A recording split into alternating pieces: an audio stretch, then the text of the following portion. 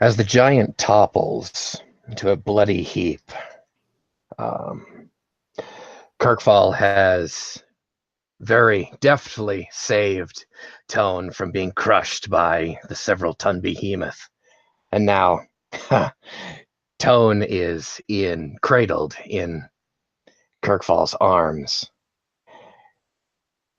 You've successfully slain the beast, and now are left in a shallow, dry lair on the edge of the rainforest. Kirkfall, would you describe your character for me?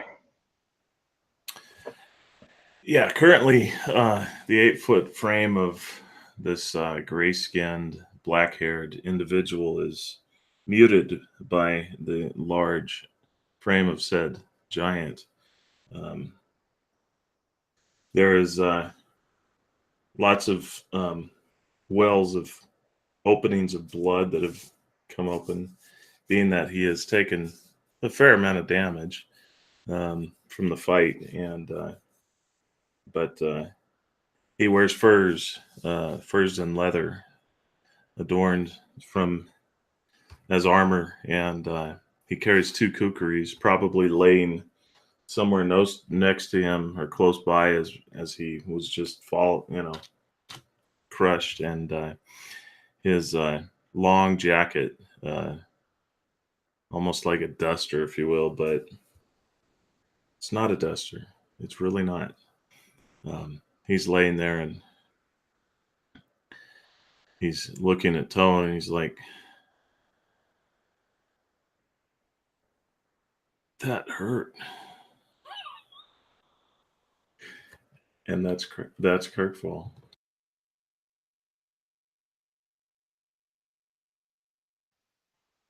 Would Tone describe yourself for us, please?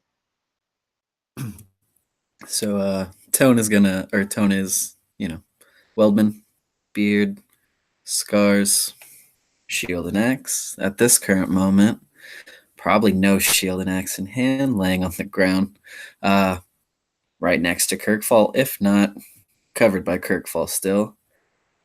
Not bloody at all, didn't get hit, so turn to Kirkfall. You don't look well for words.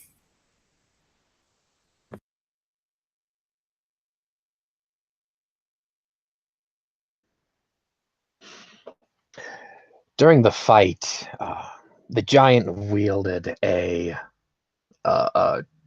club that was once a mighty oak, and seeing it laying on the ground somewhere off to the side, because he had thrown it when he was slain, um, you will see that there are bronze studs that are missing and not in certain places. So these bronze nails, if you will, have seemed to fall out with the impact on the stone and sandy floor.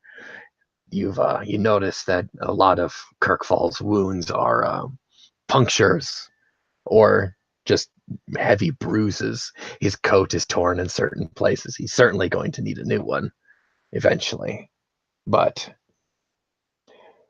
he is perfectly fine and well to travel for now. Orin, the Fairfolk wizard of the Dusk heritage, stands off to the side and puts away his bow.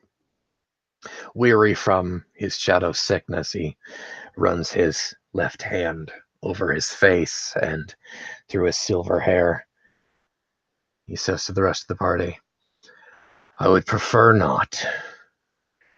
I would strongly prefer not to fight one of those again. Kirkfall, I can tend to your wounds if you need. Are you well? You are still bleeding." Yeah. I think I'm wondering what that smell is. I think Tone needs a bath. Or Hey, maybe you me. too, when ogre tackles you.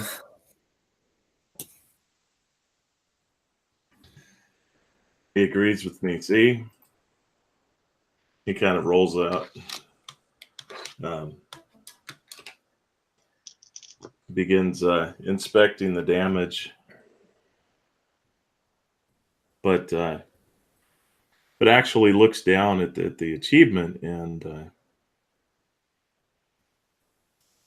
considers the moment and just kind of smiles and looks at the two of them as Orin comes up and starts probably looking at his wounds. And he's looking through these holes in his coat. How do you fare, Orin? I fare fine. I'm tired, but that is not related to the battle. I was not wounded here. His voice trails off as if he's distracted by something, but he looks back at you. No, I'm fine. Thank you. Have you? He's coughing. Have you seen that blasted ranger? Was it? I've not seen Moon for a chain or so since he's left us. I understand is he seeing to business abroad? We found his trail markers, but that's the only sign of him. He weighed his options and decided it wasn't for him. I hope he is not a deserter. I would hope so too. His guidance was helpful. Shouldn't make rash judgments on someone we barely know. He kind of chuckles and looks over at Tone.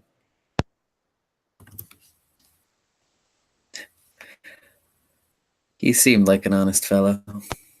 As I get up and brush off the dirt and ogre blood that's probably all over me.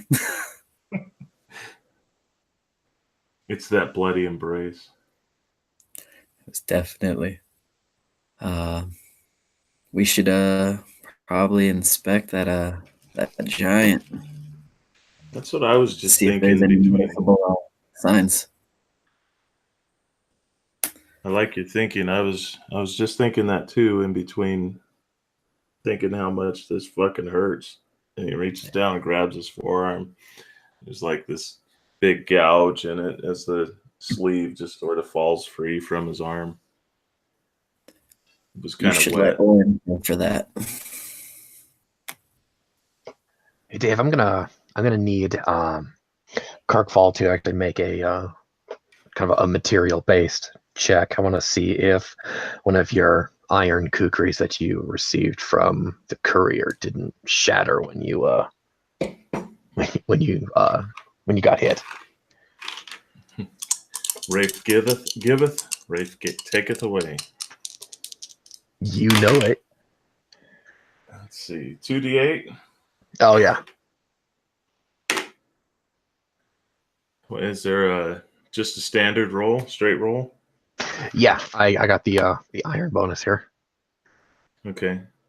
So I got a total of 14. One of them exploded. Oh, okay, there you go. No, your one of your iron weapons is holding up nicely.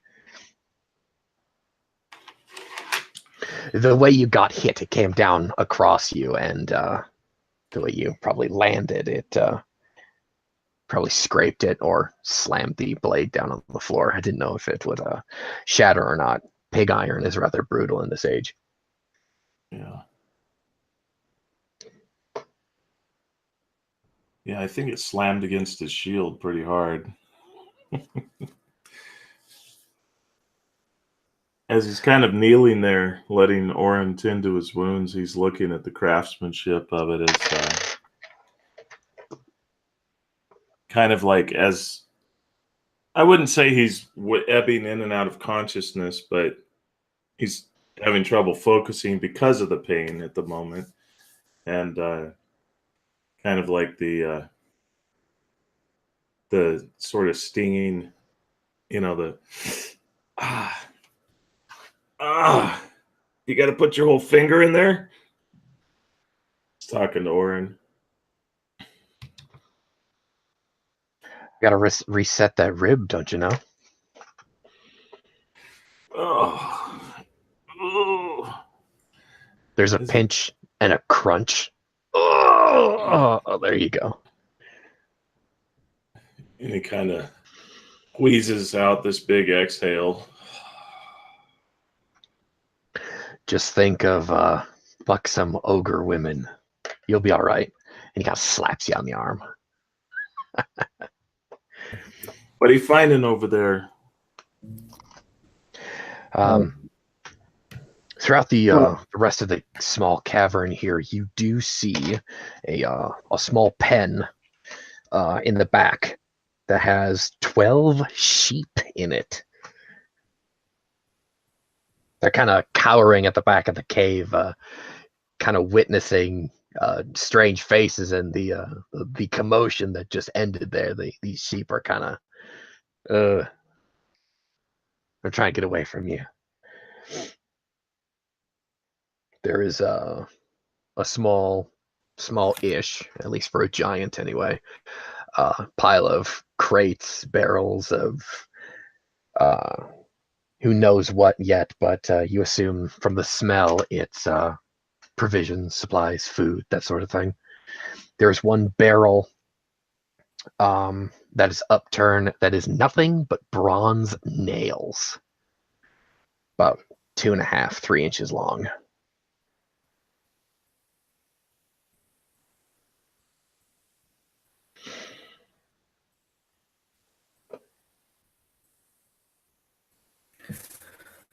Okay, I'm gonna. And there was also the stew. So I want to go check out the sheep, see if I can tell if anything from the sheep. Like, are they? They're of a breed that is native to the region. They're most likely stolen. Tied up to I suppose a rack off to the side, you actually will see 2 broken down nags. Those poor mangy looking horses, also most likely stolen. But that's to the extent of the giant's treasury, if you want to call it that. Okay. Then I would like to catch one of those broken down horses. Oh, it's not going to be hard to catch them. They're tied up. Okay, cool. So that'll be helpful getting back. How is that? How are they in Kirk Falls size? They're for they're yeah. Well, there's no mount that you guys know that would be able to carry Kirk Falls' weight, maybe aside from an elephant or a mammoth in this case. So these guys are these nags are you probably farm horses, a plowshare pulling nags. Oh, then I would definitely take one and recommend Oren ride this as we travel back. Fair enough. He'll walk over and whisper some sweet things to the horse, trying to calm the thing. After a few minutes, he does have the that poor mare does come around if with his kind fey words. What is Kirkfall doing once he's done being tended to? He's gonna nod and thank Oren for his help, and then begin just sort of looking over the rest of the area. Not necessarily. I mean, not necessarily Tone didn't miss anything, but he's just sort of surveying the scene, and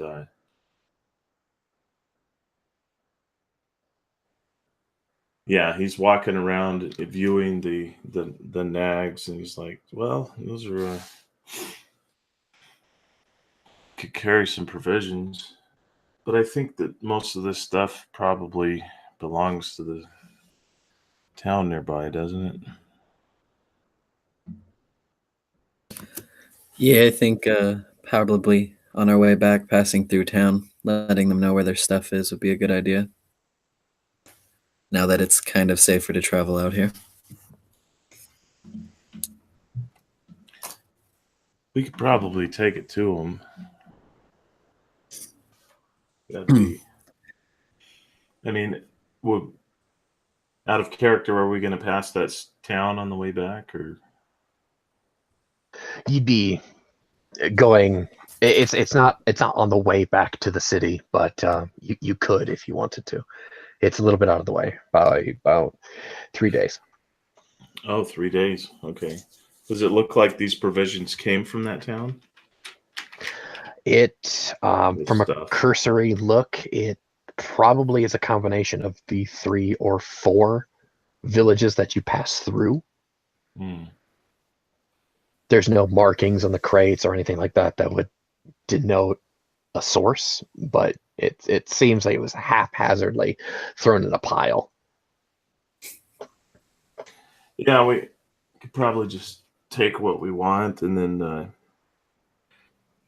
what we need, rather. And So at this point, Moon will walk into the cave. So It's Moon. yeah, you see Kirkfall just sort of crouch for a second as he hears the clearing of the throat, drawing his kookaries. And then he kind of eases back and puts him back in his scabbard. oh, you didn't see my second note? What second? You We're didn't not- see it. We aren't within city walls, so it's not like it's safe out here.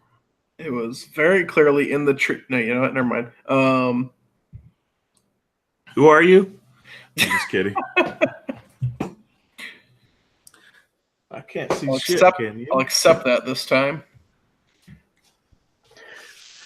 Orin will put in here and say, evidently we didn't see the second note. That's all right. Sometimes I'm too good at hiding my notes in the woods. Well, shame on you for doing so. He smiles. I thought you guys would have better eyes. Better eyes, better odds. Anyway, The giant fell. And not without your help. And thank you.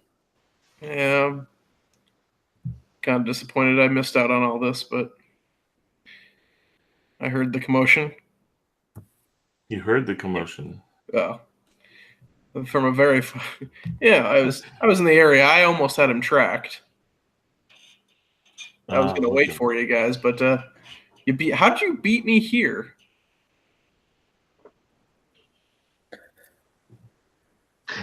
It's the sprinter's legs. He raises his fur.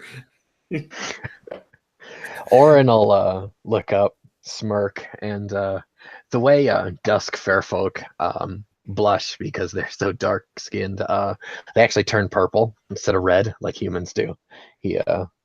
I used a bit of my sorcery to find our way here.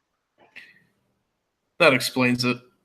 I know in my note I mentioned I hadn't quite tracked him, but I figured there was no way you'd find him without me. So that explains plenty. Well, as I heard you say that we should take what we need, but let's not forget, I did stop by a village or two, and they do need these provisions, or it's going to be some hard times for them coming up. So we should make sure we transport as much of this back to them as we can. While you're saying that, Orin looks, kind of casts his eyes about the lair, and he stops. He stares, and a wide-eyed, and at least a little bit in surprise and horror as his eyes look past Kirkfall to a purple sheet that's hanging next to the giant's carpentry table. He just looks up at Kirkfall. He pats him on the forearm and just stares. Can I tell what he's looking at? Oh, absolutely. You follow his gaze, and you see a purple sheet hanging over what looks to be a mirror of some kind.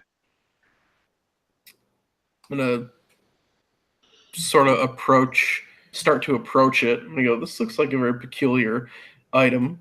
No, don't. Paul's hand Do just not touch it. Steps past us, just sort of, and he begins walking over to it, and he kind of grins slyly. What Orin is doing. He's walking over. He's trying to grab what part of your cloak, your arm. You're probably trying to brush off this small fey wizard here with one hand, and you're doing rather proficiently as you're walking. But he's trying to stop you. And actually, it reaches a point where I've had enough, but I don't want to hurt him, and I grab his arm and I hold it, not painfully, but he already knows. He already knows. That doesn't mean you have to go and speak to it again. What? Who knows what? He kind of grins, his split lips showing as he... No! Just don't be stupid. And he goes and sort of pulls it away just a little bit and peers into the mirror, the corner of it. It's the same material crystal there that you saw previously. Seeing that Orin is so distraught, seemingly, about what Kirkfall's doing, Moon's gonna shrink back, ready his bow, and just try and hide from whatever the hell is. Just gonna hide instinctively. Go for stealth, man.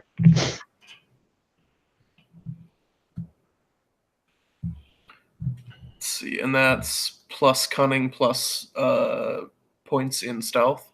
Yes. Okay, or I should say cunning modifier. 21. Perfect. What is Kirkfall doing? How tall is the giant? The giant's about 18 feet tall. Can I lift? If I were to sever his head, because that's what I'm in the process of doing, would I be able to lift it with my physique of 10? Maybe. You'd have to do an athletics roll, though. Okay. It's a pretty immense skull on his frame.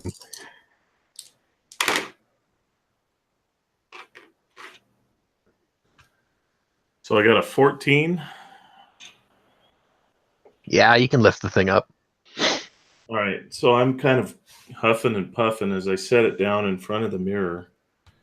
And I stand the mirror up as the regal purple billows forth, and it displays this head. And I just put the head in full display of the mirror. And I just kind of tap on the corner of the mirror.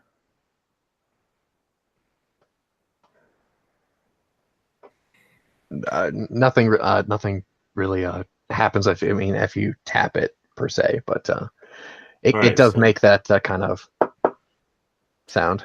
Then I'm going to sort of walk around the edge of it, holding the mirror up with my arm, looking into it from the side, with the head still in full view. Okay.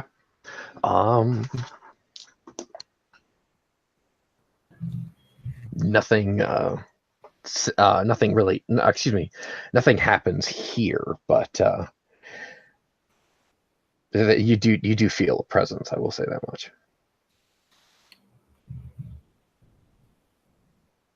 Okay, I'm going to take out my. This is another crystal, right?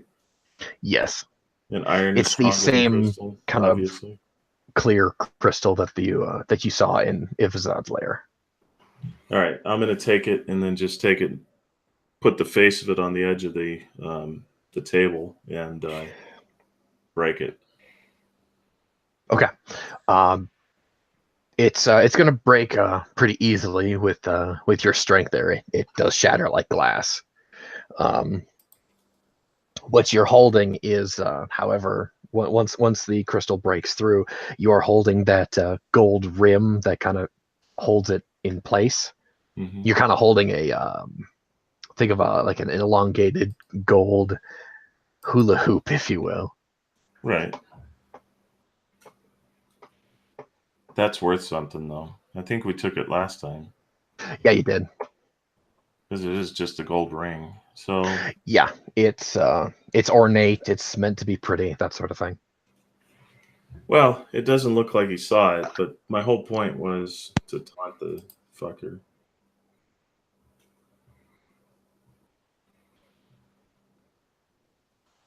Living on the edge. Oren shakes his head and just he doesn't say anything. They're already coming for us. He looks at Tone and Moon. This is the party you chose to throw your lots in with. Wait, who's coming for you? I don't think Moon was here during the description.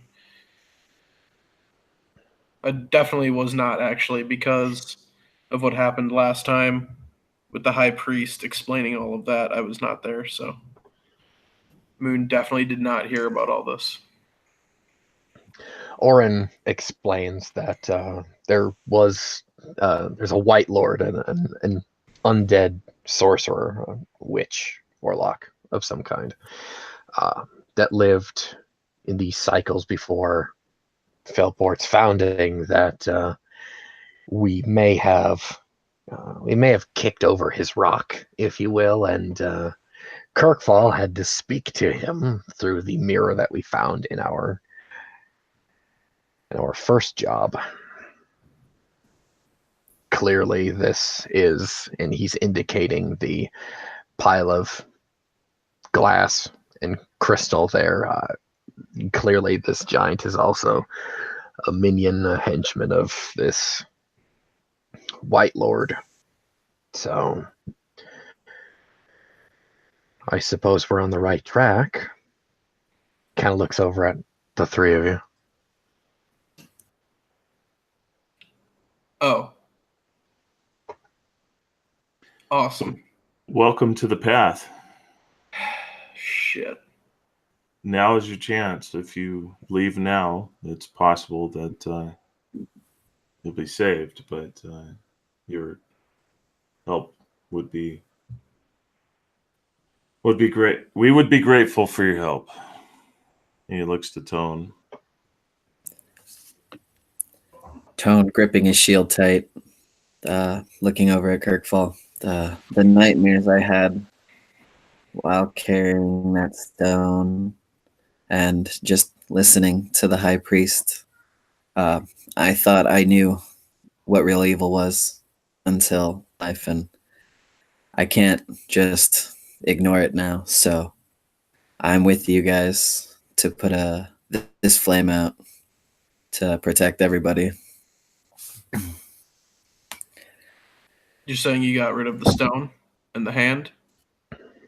Yes, we brought it to the high priest of my order, and he extinguished the darkness with his light. But we're also on a task of seeing this, well, I wish to see the darkness lifted here.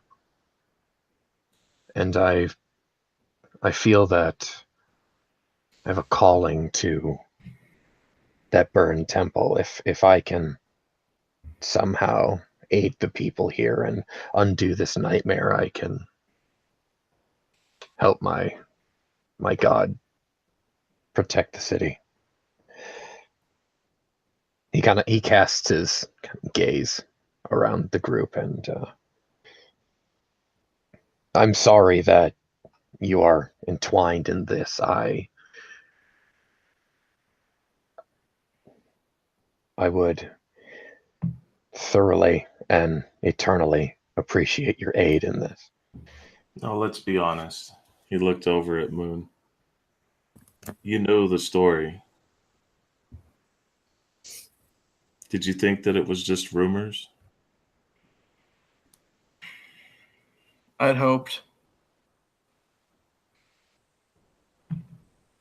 False hope, I guess. Well, rain falls in everyone's lives.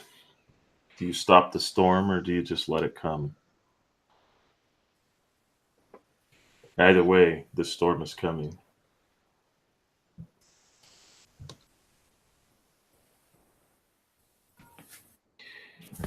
Usually I take shelter from the storm, but if we must push through it, let's push through. We'll face it together. He puts out his meaty, three-fingered, one-thumbed hand, and he says, I give you my word. My life for yours, your life for mine. I put my hand out in an equal posture.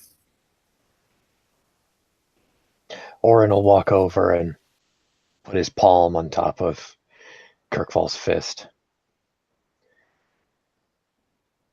If it comes to that, gentlemen, I would prefer not to outlive all of you.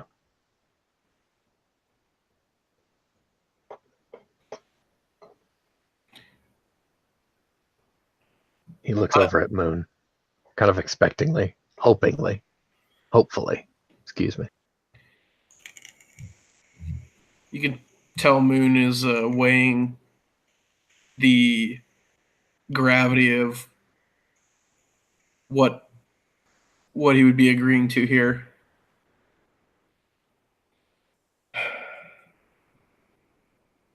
He says, well, I still hope to outlive all of you anyway. But if we have to die together, so be it. He'll put his fist on top and complete the hoorah team. Not yet. Kirkfall looks over at Savale. Do you commit to this? You actually left Savel in the village when the goblins attacked. No, we didn't. We brought him with us. No, you didn't. Mulligan the shit out of that last line. I could have. I thought he came with us. No, he's hanging tight, hoping that you guys are gonna come back. Well, we got to go back then. Okay. There's an investment that's been left behind.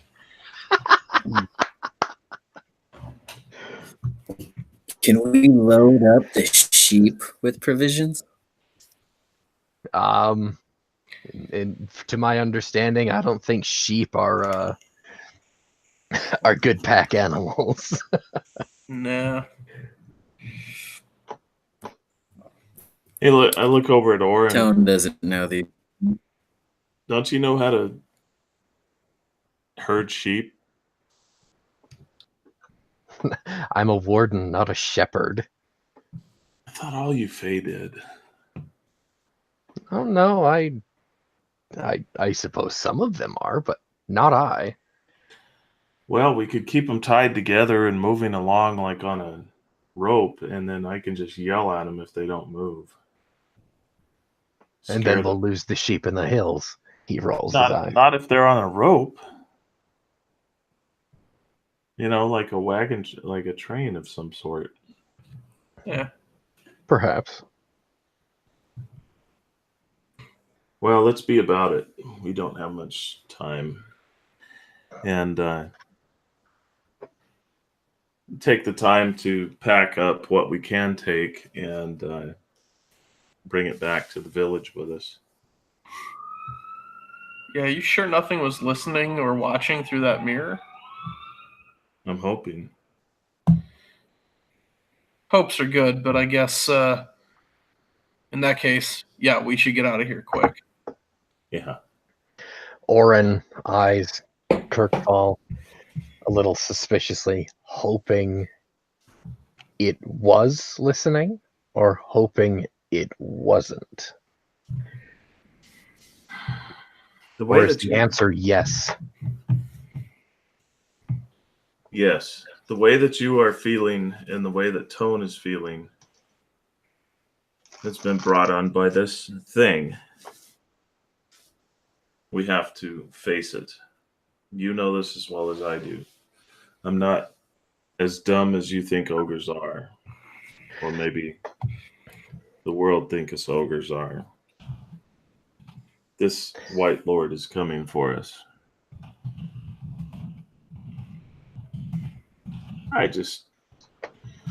Coming anyway. We might as well just kind of... I agree. face it. We dealt with. Knowing as much as I do of you, Kirkfall, this is Oren speaking. I well, no, it's more than half. I wish that our adversary was actually amongst the living. And he kind of gives you this devious, but kind of, he's trying to throw an innuendo at you.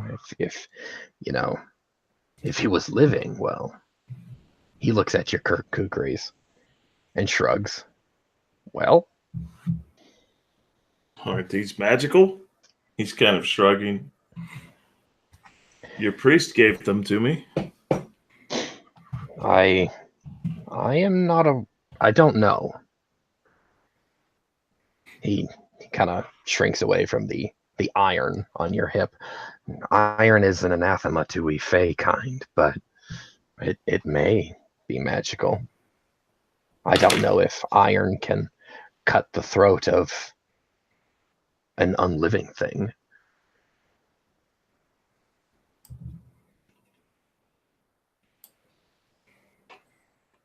Hopefully we're talking while we're packing stuff, right? Oh yeah, I was assuming you guys were. All right. And I think that Moon is being alert.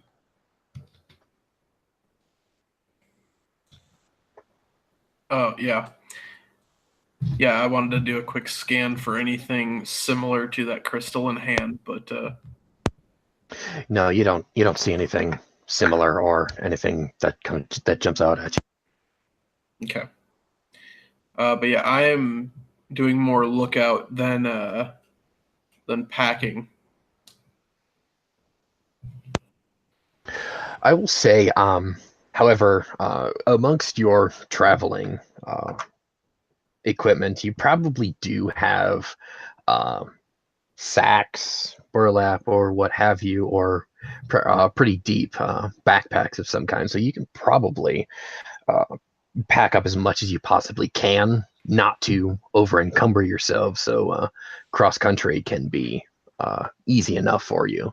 You probably could clear the way enough to have this lair be easy to find if you told people where to look. Like, so they can come back and get their own supplies. Of course, you don't have your cart. Sable's not here. You can only carry so much on your persons. There could be a rotting giant's head on a pike out front. You could do that. Hard to That would miss. probably keep away some unsavory characters. Maybe. Of course, of course. What about this body? You're just gonna let this thing stink and rot here? Would you like to move a giant's corpse? I don't think we could. I've got Probably sharp weighs about blades. 3 or 4 times as much as Kirkfall does. We All could I'm just sa- dismember it. We could. All I'm saying is, if the villagers find their way back here, are they gonna have the stomach for whatever this is gonna smell like once it's That's true. decomposing?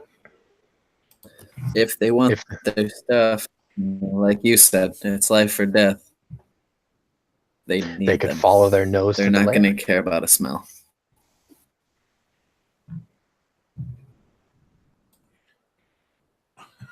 We could just hack it apart. We could just burn it.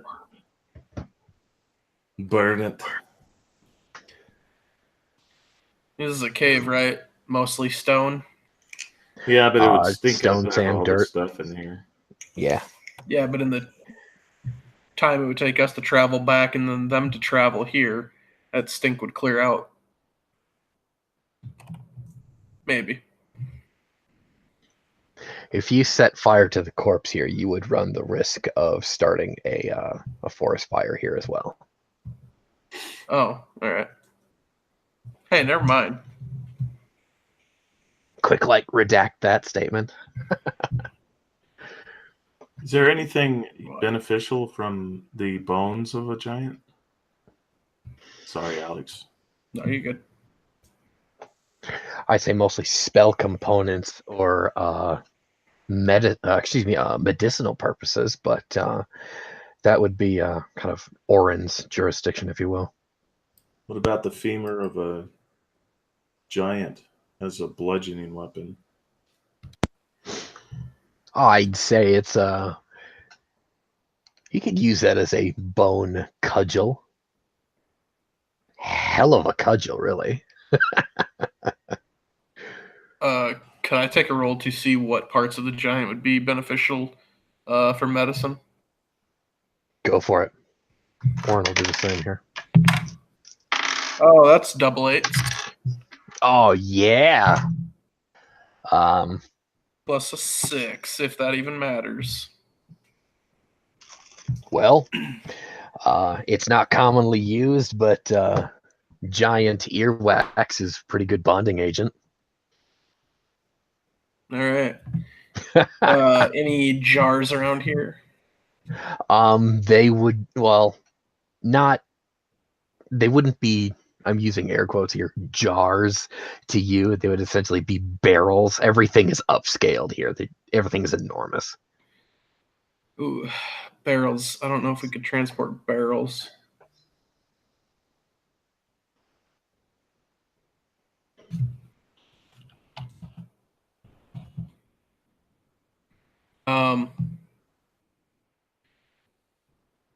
Oh, well, whatever what small container would I have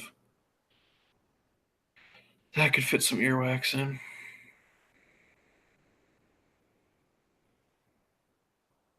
You're muted. You probably have, I'd say, 2 small glass vials on you. Okay, I'll fill those up as best I can.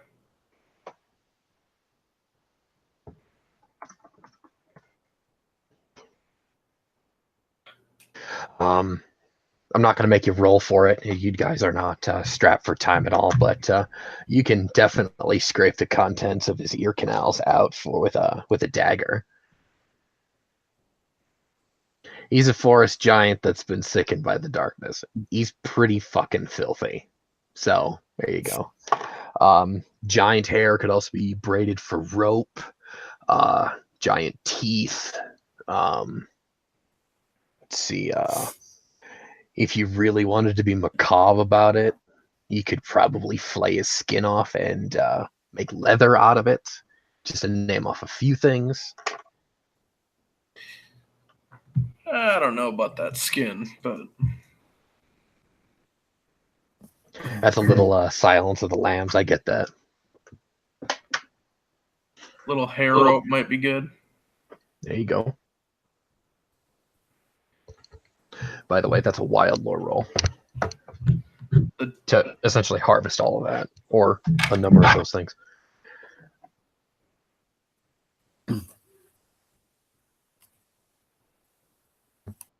Uh, 16.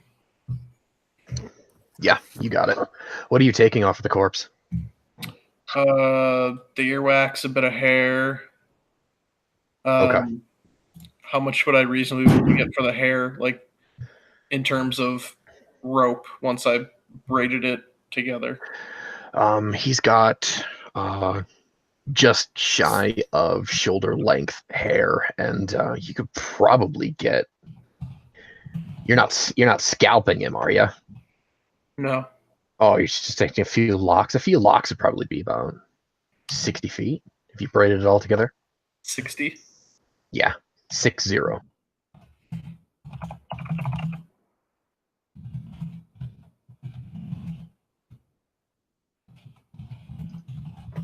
Yeah, Steve, you could definitely do that. That's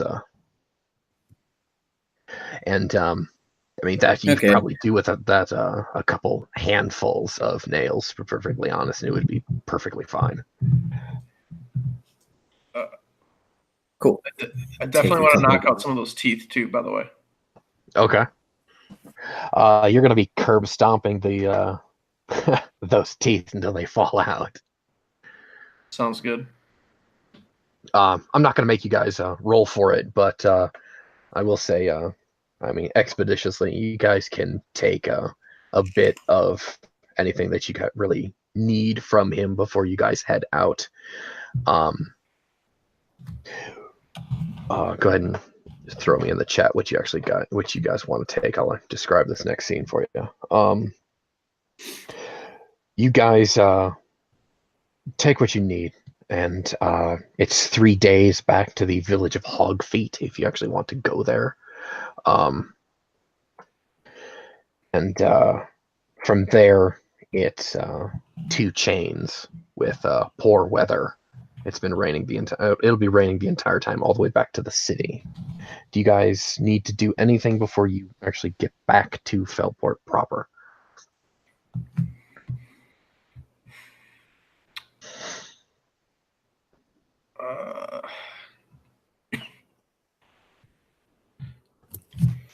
I don't know. I'm almost thinking that a trophy of some sort might be neat, like a braid of hair coming off his belt, or maybe even a necklace of those teeth, unless you had a plan for those.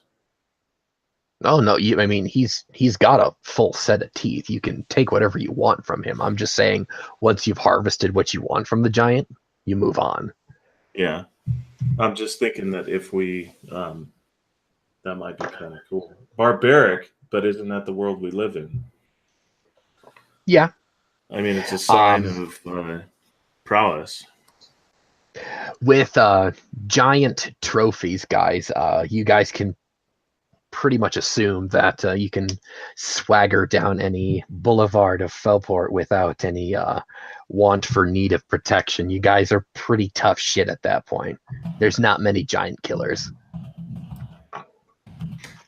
So what do you think, a braid of hair or a tooth on a necklace? It's up to you, man.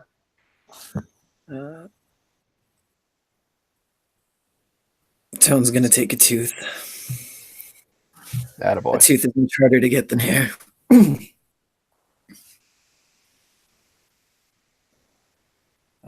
But I guess we should see that Oren gets to that church safely before we get to Felport. Or is he going to go back with us to Felport and then come back? He is going to he's going to stay at the temple there. He'll stay and help them rebuild their village. Once you've returned the stolen supplies, he will essentially enlist himself as their new priest, because you guys do find out that their previous priest was slain by the goblins.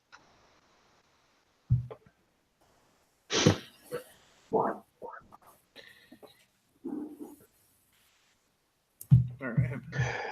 But back at the city, where do you guys actually go?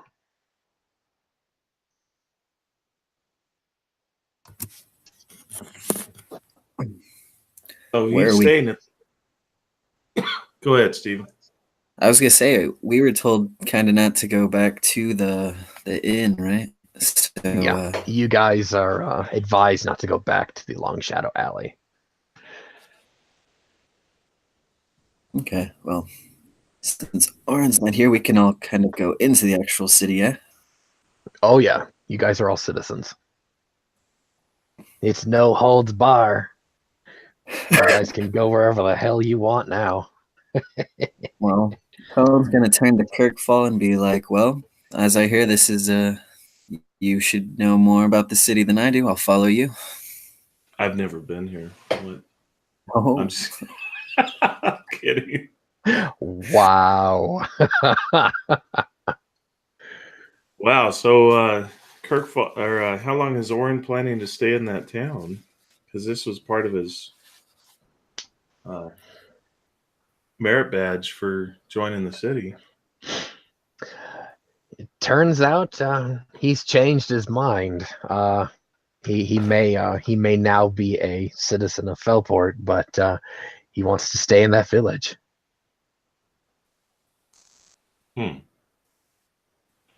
What was the name of that bar? The Devil's what? The Devil's Rest on the docks. We should go to the Devil's Rest. it's been a while since I've had an ale. You'll enjoy it. The Devil's Rest is essentially the tavern of Felport. In other settings, I suppose, if you're familiar with Thieves' World, that's the Vulgar Unicorn. If you're familiar with Baldur's Gate, it's the Elf Song Tavern, that sort of thing. It's the greasy, seedy tavern on the bad side of the tracks, if you will. It's a pretty hopping place. It takes you little to no time if Kirkfall is leading you to find the Devil's Rest, and outside, it looks like a lodge that was actually built on top of one of the docks, and the patio is kind of extends out into the water, kind of like its own pier, if you will. It is a 2-story building, 2.5-story building, and it doesn't matter what time of day it is. The Devil's Rest is busy. It's not packed per se, but it is a lively place. Sailors of all different nations, cultures, tongues, etc., do find their way here to rest, as the story goes, as devils do here. Felport's great market does attract dozens and dozens, maybe even hundreds of merchants per day, regardless of the day of the chain. The tavern owner is an Igniad Firefey. He looks to be about, if you put him in, I suppose, mortal men years, he's probably about 52. He's got silver sideburns. He's got a bit of a salt and peppery kind of beard, and he's got an eye patch over his left eye. And he greets you with a relatively thick local accent. Apparently, he was born here, and he speaks the language perfectly fine. And he knows at least Kirkfall from reputation. He eyes Kirkfall and he goes, I'll get you a cup here in a bit. I gotta take care of these tables. Have a seat wherever you like." Right. And he just kind of waves at him as he's walking in. Mind your purses. Oh yeah, mind your purses here. You guys walk by as you're no doubt following Kirkfall, you're probably finding a table or a booth in a relatively private place. But you do pass by quite a few tables that are, you assume, pirates, assassins, corsairs, cutthroats of all kinds. They're gambling. There's a couple girls, clearly either prostitutes of some variation or serving girls or of some other kind, sitting on the laps of gamblers and tavern goers alike. There is, in the corner, there is a small table with a trio of Yethites, some Egyptian-esque individuals wearing the what would be considered winter garb of the local region here. They do look a bit odd being so covered up. If you are any familiar with the desert cultures, they try to wear as less clothing as possible to not overheat, but these guys are shivering in the corner because they're clearly not climatized to the region. You do see slavers talking about deals.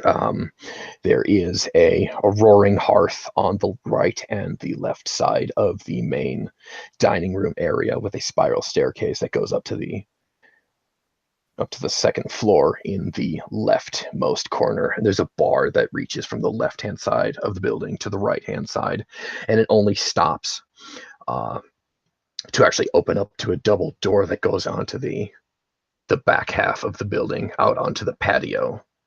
And you smell the fragrances of any kind of exotic incenses. You smell bodies, sweat, the salt of the sea here, and no small amount of pipe weed in all variations here. What do you guys wish to do? Tone's kind of like in awe, like a kid would be, seeing a whole bunch of like candy or something. Just, I've never seen pirates, so I'm kind of freaking out on that one, and also kind of feeling nervous just being around slavers again. Haven't had too much experience relaxing in the same spot as them, so Tone's gonna be trying to get a drink and try to relax as soon as possible. It may come with some difficulty with the culture shock of so many different colors and nations here, but yeah, you try to at least. What does Moon try and do here? He's gonna get a decent meal, small meal, but a decent meal, and little drink, little refreshment, not like heavy alcohol, something just a little bit, little buzzy.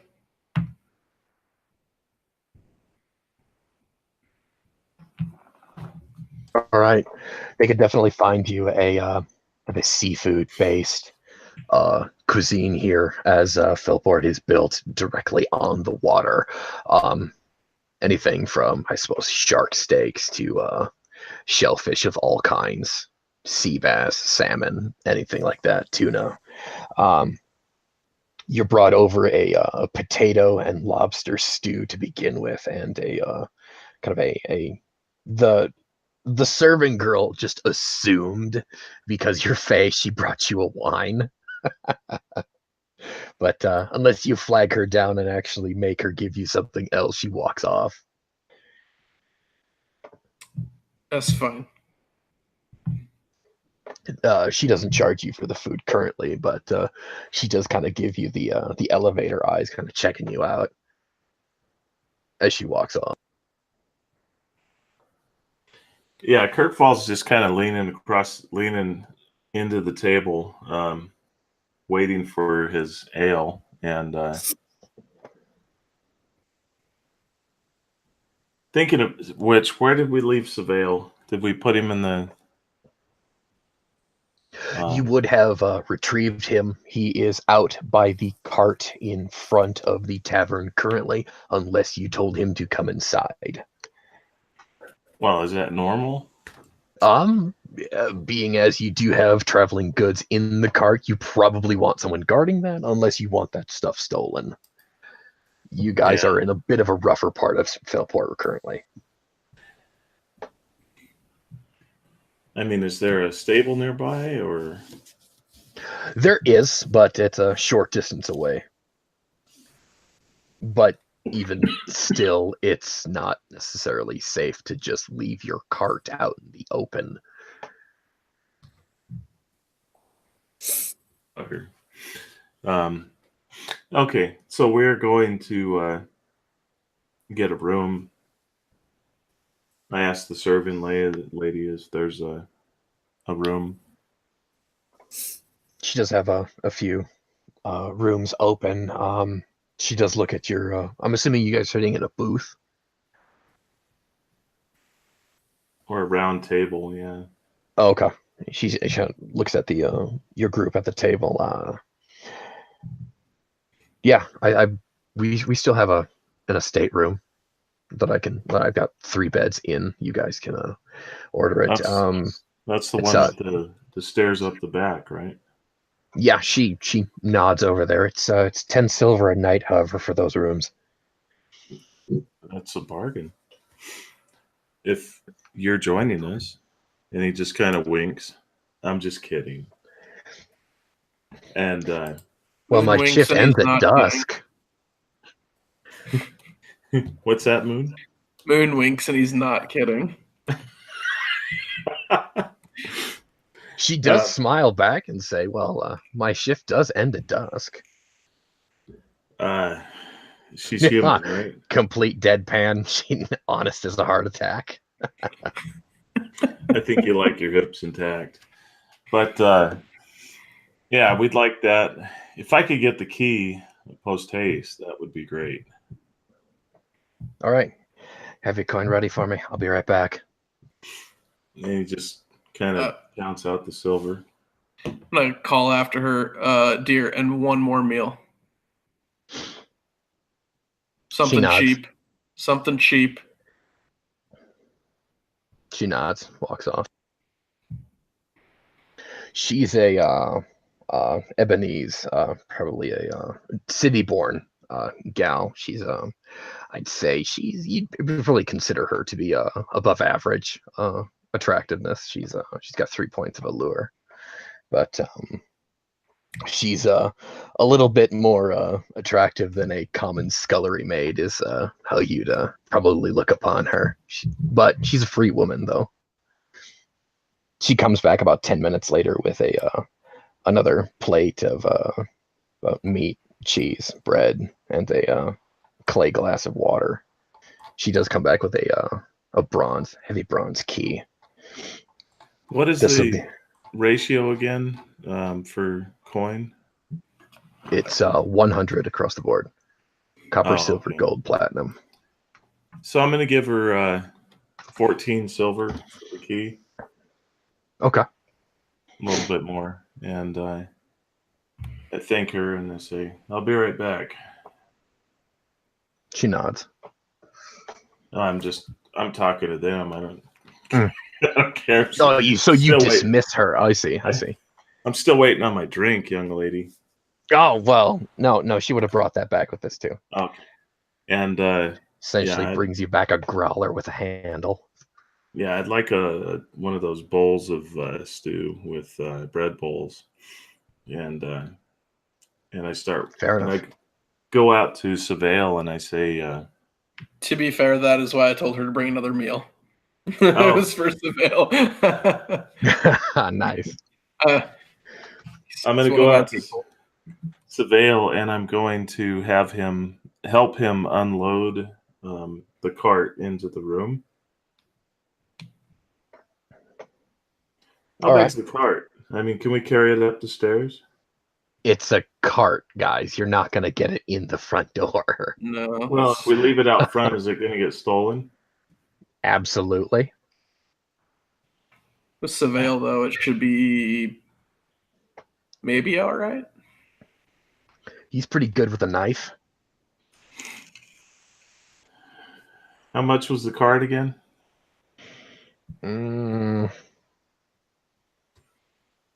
Oh, I think she paid like shame 7. on the narrator. I forgot how much your cart was. I'm pretty sure it was 7 because it was 10 and he talked it down to 7. Oh, it was silver, right? Or copper? Silver, I believe. I think I've got here in my notes. It's about 20 or 25 silver for a horse-drawn cart. But you guys got a hand cart, so it's about 10. Yeah, what's on that right now? Or did we unload whatever we had on it? I think you've got about a month's worth of provisions and repair, but sundry things that you need for everyday wear and tear. Actually, how far away isn't there a warehouse that the bearded folk manage? Yes, Work out of? And yes, there is. Yeah, And that's I've maybe about 200-300 yards down the lane. But yeah, you know where it's at. and I have friends there, right? Yeah, you do. You have a couple. And so I go see if they're working and if they wouldn't mind us just putting the cart in the corner for the time being. You're gonna call in a favor, huh? I'll give them some coin. No, I'm giving you shit, Dave. Yeah, you absolutely can stash it there. They don't. They'll give you shit about it, but they won't. Right. They won't buck it. Hey, it's just taking an empty corner. I mean, you guys barely use 75% of this place anyway. You're so efficient. Is that a short all. joke? No. Longshanks? Is that a short joke up there? Yeah, exactly. How's the weather up there?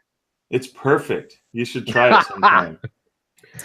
Yeah, you break Probably wind outside. You don't do that in here. It's probably So I pretty can leave warm this up here? here. He's got a bit of a hot head. So actually, before we unload it, I mean, I just thought of that. I was like, so they don't even mind if we just leave it in the corner because it just looks like a provision of goods, right? Yeah, it's pretty mundane here. All right, But so it's inside there their are- warehouse, right? Yes. But there are But what I'm saying is, I mean, out in the open, it's a target for theft because there are people who are less well off than you guys, and they absolutely would steal food from you. right. They, but if I as left it in a in warehouse, thieves. then Yeah, no, you're fine then. Of course. all right. And then I just thank Joey for that's his nickname for letting us store it there, and I'll get it within a day or two max. Yeah, they're currently trying to repair a sloop that actually came in. So they've got room in the back, but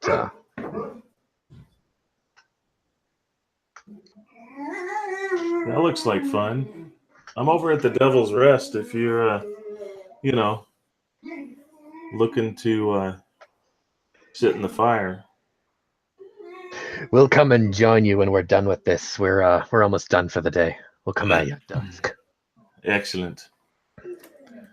And I just kind of, I'm still prominently wearing this snaggletooth that's around my neck. Oh yeah, they don't comment on it, but one of the bearded folk, you actually do speak beardish, doesn't he? Or not Orin, Kirkfall. I do. Okay. The taskmaster there goes, so Kirkfall, do you still have a mean deck of cards that you can deal? The mates and I are we're itching for a good dice game, huh? Deck You of gonna be cards around? or dice? Both. We're itching Jeez. for some gambling. You better bring your money this time. I think you Oh. still owe me 10 quid. Oh no, you owe us. You owe us. Oh, man. See? It all gets kind of blurry after a while. As I kind of reach in and hand it, actually, as I'm clapping him on the hand like a Warriors, and then drop a gold coin in his hand. There's about 11 more of these. 11 more guys that I owe a gold to?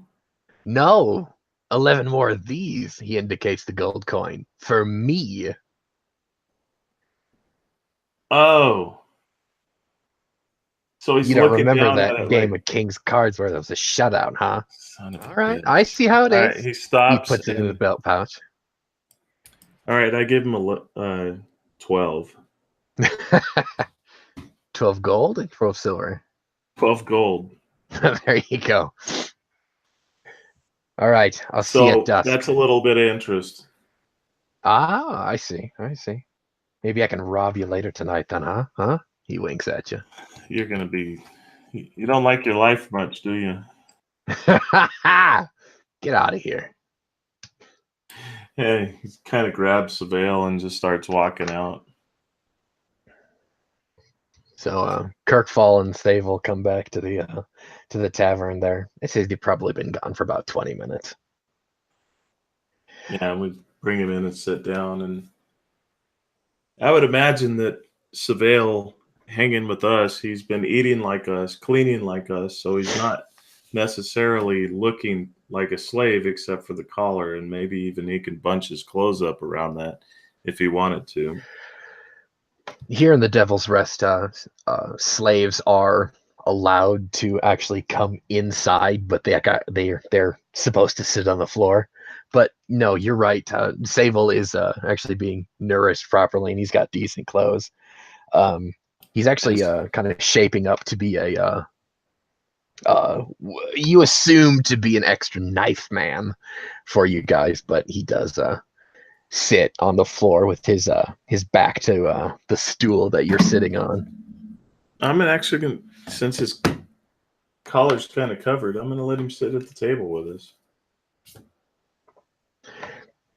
He looks up. I don't want to start any trouble. They cut our throats if we actually sit at the tables. No. What about a small stool? No, I'm not tempting fate, and I would like my throat uncut, thank you.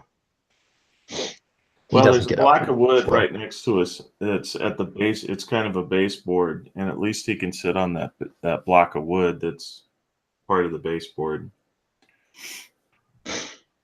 Yeah, he'll take a seat on that thing, but he does abstain from the table. But he's actually eating as well as we are because, of course, Moon ordered a meal and then I ordered a meal, so yeah. She brought him a cheese and bread plate with a glass of water. I did say cheap shit. I didn't know how well he was supposed to eat. Right. But no, he's been with you for several chains at this point, so he's got his strength back.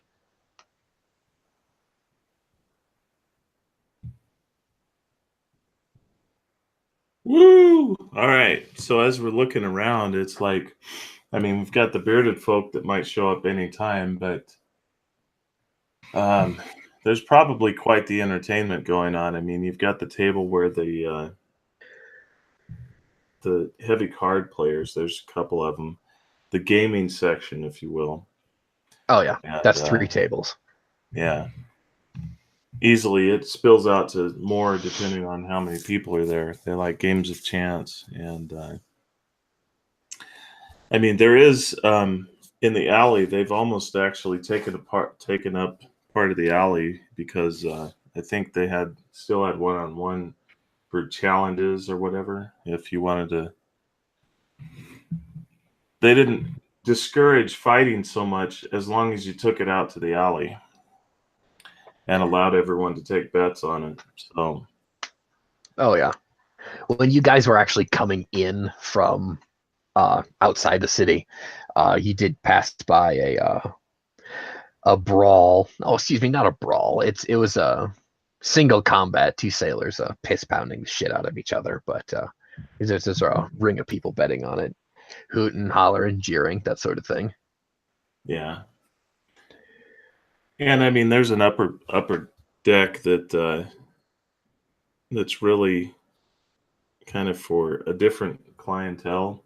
You don't really go up there unless you're invited or you know the area. So we will be staying down here for now. Fair enough. There's a couple hours pass here, and a familiar face walks through that front door. Kirkfall will. It won't take much to recognize Horatio. He comes in, sits down at the bar, orders an ale. It's probably he drinks alone. I asked the serving wench to give him a wine. Okay. The one serving gal that has actually been attending you guys all evening has been actually quite diligent. You got your cups are not empty any time of the night. She's a pretty good waitress, and she's rather nice eye candy too. But she does bring him over a red wine, and he points back at Kirkfall from the bar, and he turns around. Actually, well, he looks over his shoulder, holds up his glass, and kind of a silent thank you, and then he turns back to the bar. He doesn't like wine. He'll drink it, but he doesn't like it. But yeah, you know the expression he gave you. Everyone else in the bar was like, "Oh, he just said thanks," but Kirkfall knows. He's like, "You fucking piece of shit." I would imagine that this is the type of establishment, though, that drinking shot contests break out and die down. Oh, there has been that. There's several of those tonight. Mm-hmm. But I think that I don't know Moon and Tone well enough in an establishment scenario, so I think it's best we just enjoy the quiet from our area. And I kind of leave the key close to hand in case they want it, if they're wanting to leave or go to the room. No, but Moon does get up and kind of walks over to his own corner. If there's a corner I can just sit in near a window somewhere. Yeah, one of the front windows has a corner that's unoccupied. Conveniently, there's a stool right there, so you're set up. Sweet. I'm just surveying everybody in the room, just kind of looking them over, seeing who's getting drunk, seeing who's winning at the games, who's making money. Excuse me. At the gaming tables, there's two guys that are actually doing surprisingly very well. They've pissed off about six or so other sailors of different nations, and they've gathered up their remaining coin and stormed off into the night.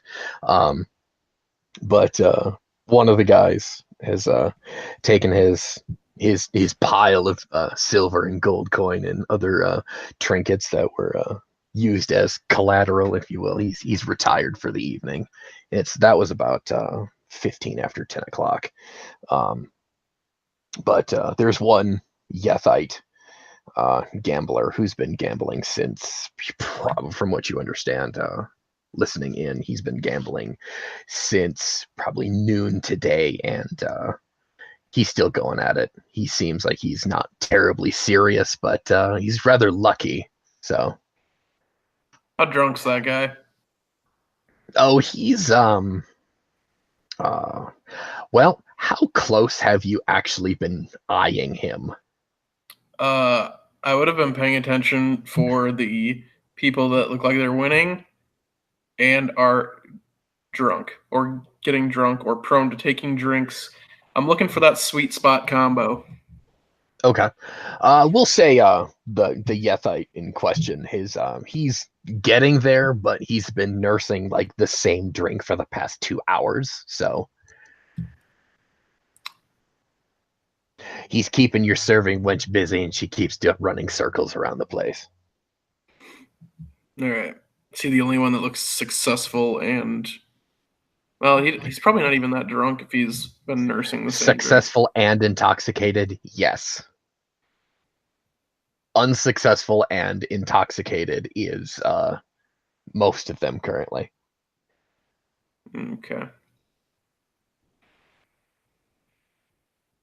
What has Tone been doing for the past, we'll say, 2.5 hours? He's been sitting there, probably nervously drinking, because he feels completely out of place.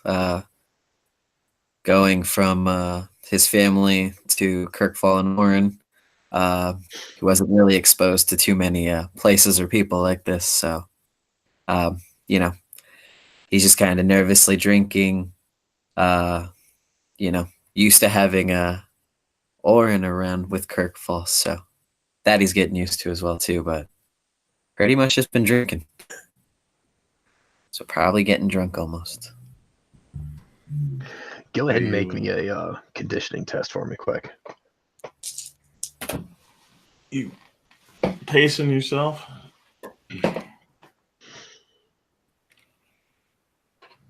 21. 21. Ooh, yes, you have been pacing yourself all evening.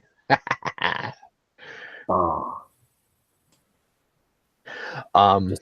drinker. In regards to Moon, though, that Yethite seems he's probably the most approachable at this point. I don't really want to approach. Just watching. Okay. Stalking, surveying. Yeah, basically. No, there's about another hour passes. It's close to midnight here, and Horatio finishes his drink finally, and on his way to the door, he stops over at you guys' table, and he goes, so he's speaking the ogre language, mind you, which as you know, Horatio doesn't do often. The spider is looking for someone who's willing to take another job. You interested?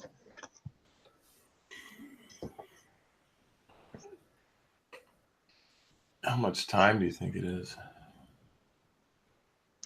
Oh, a few days. It's simple. Just go out, take a look, report back. I know you've been trying to stay away from the spiders, I suppose. The spiders' jobs, because they can be a little heavy, a little hot, as you know. But you know where the safe house is. But if you're interested, a small bag of gold with your name on it. He's looking for new blood. He's not. He doesn't want the usual suspects. Otherwise, I would have took it. Is this a single person job? No. Small job, but not single. And I kind of like, I don't look at him, but I move my eyes towards Tone. Horatio looks down at Tone with an ale in his hand, half gone. You're And I look up and slave, I say, aren't you? Jaime, this is my friend Tone. He's you're an ex-slave, aren't you? Yes, I am, sir. How did you know that? I seen you around. Know your face. I have passed through town, but not this area. Oh, stick with the big guy here. He'll take care of you. It's worked out so far very well. He kind of shoots a sidelong look over at Moon in the corner. That Umbread yours too? I don't think he's anyone's, really. But No, he's but with is he us. with you? Yeah, he's with us. Bring him along too. He's probably get a good eye in the dark. At whatever Right. point I make eye contact with him as he looks over, I'm gonna kind of give him like a little, like a hood tip. I'm just gonna kind of pull down on my hood as I like a hat. Horatio, oh yeah, okay, gotcha. He kind of gives you a half smirk and then a wink. He goes, he looks at Sable like sitting on that block on the ground. He goes, "Oh, who's this?" And Sable kind of pulls his coat collar down and cocks his head to the side. And I think Horatio just, oh, I see. you need to stand when you're being spoken to, right? And that's only polite. Nah, slaves sit on the floor. You can stand. This is Sable. He's becoming a friend of mine. You bought an extra knife, huh? Well, it's amazing what happens when you treat them like real people. Oh, yeah. He's not as sickly as he was before, eh? No, he's not. Oh, good. So I you hear expect Igniads have a have a temper, but he seems a little even keel. he cooks well, so I haven't seen his temper yet. So is the spider expecting this job soon, or what do you Oh know? yeah, I won't spoil the surprise. I told him about you. He was surprised. He told me to go find you if you were still around. He told you to come by Soon, like tonight. Yeah. I wouldn't keep the spider waiting. Well, as I reach out and I finish my mug, thank you. Anytime. I wink at him. He swaggers out. He's clearly a little drunk, but as you know, even a little drunk, Horatio is a very formidable duelist. Yeah. You want to make some gold? I look over at Tone. That's what I first joined on, and honestly, my pockets are kind of light at the moment. I can use for some gold. Can't fight evil poor.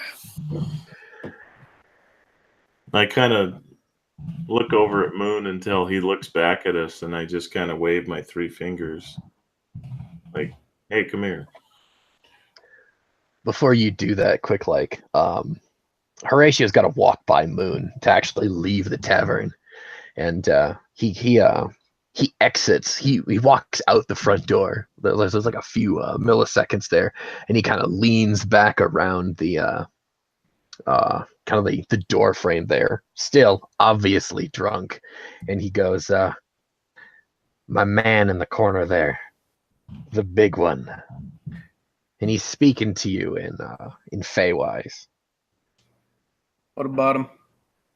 Make sure that big guy's not some stupid fuck out in the wilderness. And he flicks a very shiny coin at you, and it lands in your lap there. Unless you pluck it out of the air. Plucking. Okay. It makes this nice ping as you grab it. He's tossed you a platinum coin. Very quickly concealing that down my sleeve with the most haste possible. You keep that big bastard alive, or I'll fucking find you. He fucking leaves, walks out into the rain. Before we break eye contact, I give him the most puzzled fucking look ever. Like, He's for a gone. split second, it's like puzzled as fuck, and then I just blank face.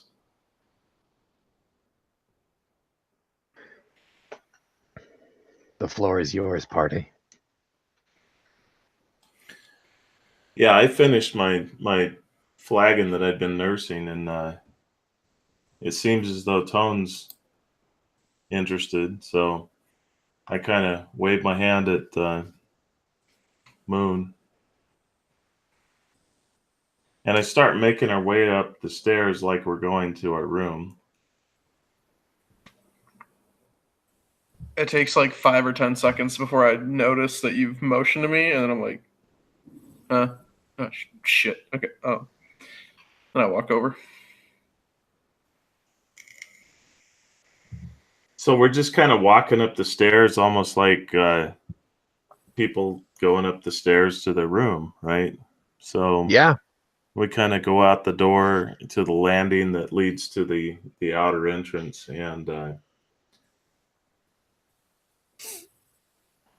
so it sounds like Are you talking about the back door that goes out onto the deck out back, or are you actually going upstairs? Well, the room's upstairs, right? Yes, right. So I was thinking there's probably it leads out to a door on a landing next to another stairs down out to the alley. If you're actually going to the in room, it's the spiral staircase up to the second level, and there's hallways that go off to the different areas. Okay, so yeah, I'm leading them off like we're going to the room, but Okay. And then I would imagine that we go into the room, and are you interested in the job? I mean, how much are we getting paid for this job? Well, we're about to find out, but an individual, a business partner, soon to be business partner of ours, brief business partner, would like us to accommodate something for them. Gold. Okay. I could stand to earn some coin. All right, so he makes his way out the back door then and down the alley, and kind of starts leading them through the maze of alleys to the old dock, where basically you take this this footpath around down to the old underdock, and it looks just like this bushy. There's a bush in front of it that you lift and you kind of go into. And then as you go in about 20, 30, 40 feet, it makes a hard turn, and that's when you start seeing the entrance to the spider's lair. The doorway here, if you can call it that, is festooned with runes of probably you're probably not familiar with that alphabet, but there's definitely some iconography that is unique to the spider. And you guys walk in. You walk by a kind of a T section down there, and Kirkfall, you know the left hand hallway actually goes down into the Felport sewers proper, and you probably used the sewers to actually get around the city several times, but you have no business going down there now. It does call up a few uncomfortable memories down there, however. On the right hand side, there is two individuals street toughs, enforcers for the Spider. They're clearly gangsters. But they see you, they nod. They don't say anything to you, but you finally get yourself down into the safe house. And the spider, the individual known as the Spider per se, he's an Umbread. He sits on you could probably call it a throne, but it's kind of cobbled together out of driftwood and other, I suppose, discarded garbage from ships and other gutter side things. He is he's overweight. He's one of the few Fae that you understand that you've seen. He's a heavier set guy, and he breathes. He speaks with a bit of a rasp. This guy's clearly been a smoker for several centuries, and he's kind of got a rougher, gravelly tone to his voice. He's flanked by an ogre that you know. His name is Nell. He's kind of he's taller than you. This Nell, the ogre. He's about 13 feet tall. He's just a big dumb bruiser, is what he is. And there's another guy, an Igniad that you know. His name is Fen. Fen is he's how would you describe Fen? Fen has a small red beard that matches his mane of thick red hair, and you know that Fen is a rim knight for the city in his day job. His nighttime job is he's a bodyguard for the crime lord of Felport. And as you know, Fen is a spy for the criminal underworld, and his rumor has it he is actually a lover of Opal Darkenvale, the headmistress of enchantment at the Academy of Ancient Science. The Spider greets you as you guys come in. He's, well, Kirkfall, the man, the myth, the legend. Oh, did we actually lose Dave? Oh, no. Looks like he just got lost right before you said that. Oh, wait. Dave, you there? He greets you as... Sorry, I clicked the wrong thing. Shame on you, Dave. Yeah. No, that was Kirkfall kind of stumbling a little bit as he entered the chamber, and he says, Spider, I see that you've been eating well and staying hearty and healthy. He goes, well, the man, the myth, the legend of my ill-fated son ogre from the docks. How are you? Haven't been called a man in years. You have to be so offensive? Well, we're not friends yet. So. Any kind of Finn? No? Finn smiles, nods.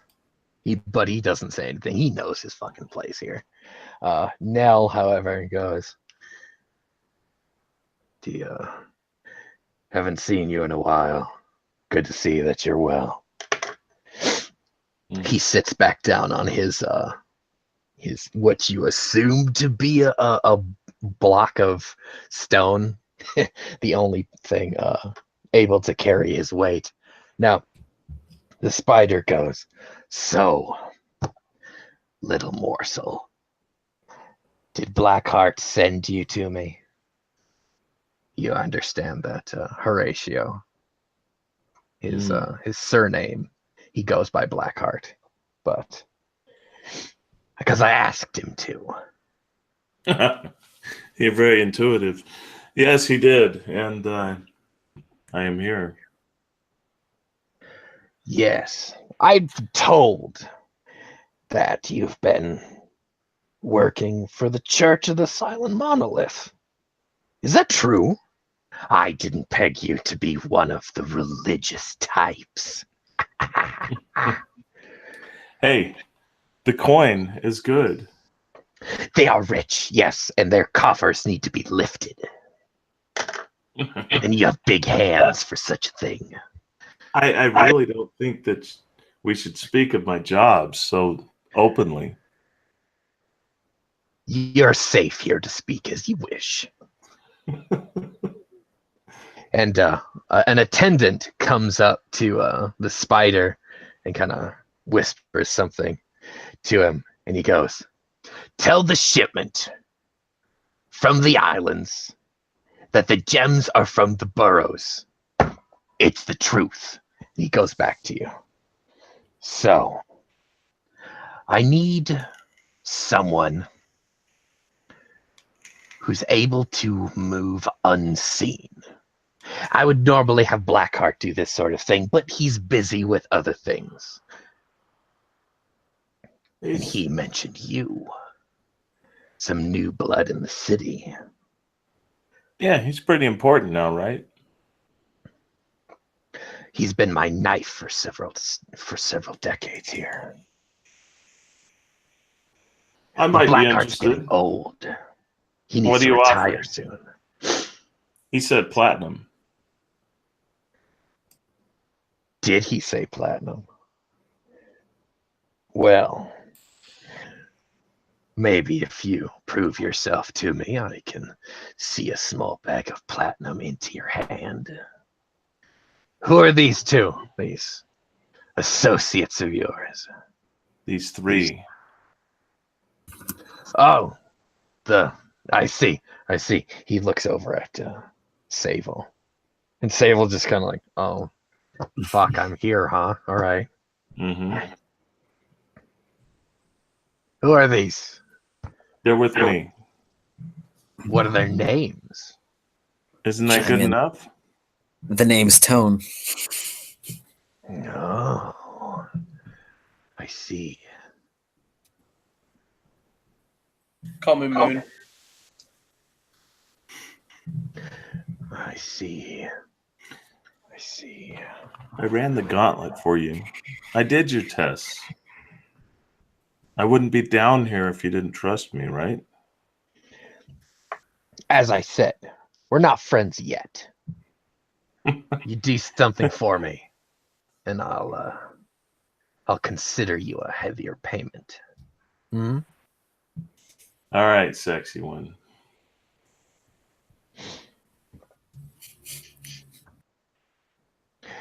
I'm offering 25 crowns, Felport Mint, local coin, you know. Something's been going on in the cemetery outside the city. Two of my boys go out there. They go to find something that's of no consequence. Don't ask. And they haven't come back yet. I want to know where my two men are. You know, I take friendship very seriously. Mm-hmm.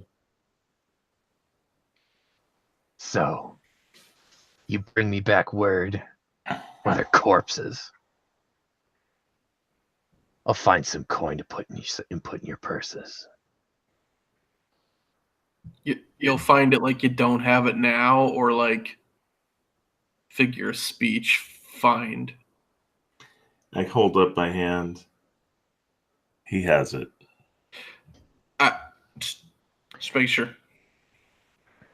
Where I realize that you'd like to protect your assets. But in order for me to fully understand this, I would be better equipped if I knew what they were looking for. A small price to pay.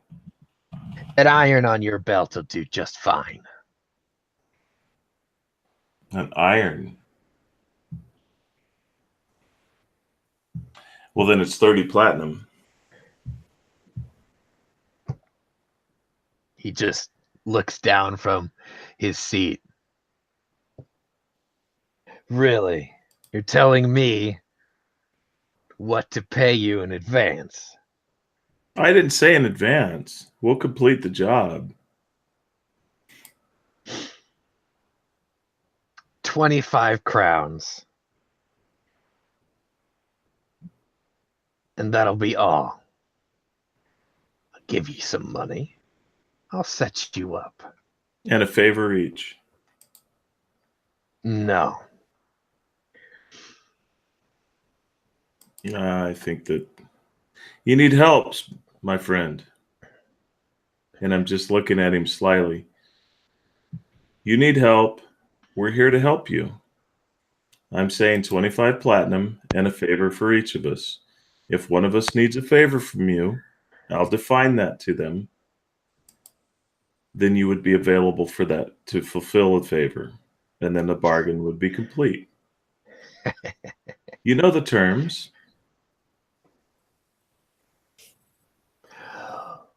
Or you can take my deal and I'll let you leave here alive.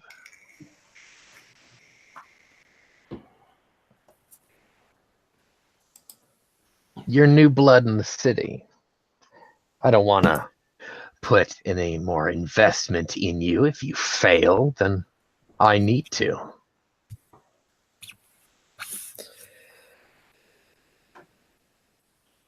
How do I know that your slave, the foreigner here, and the ex-slave will be reliable to you? Because I said so. Oh, little more so.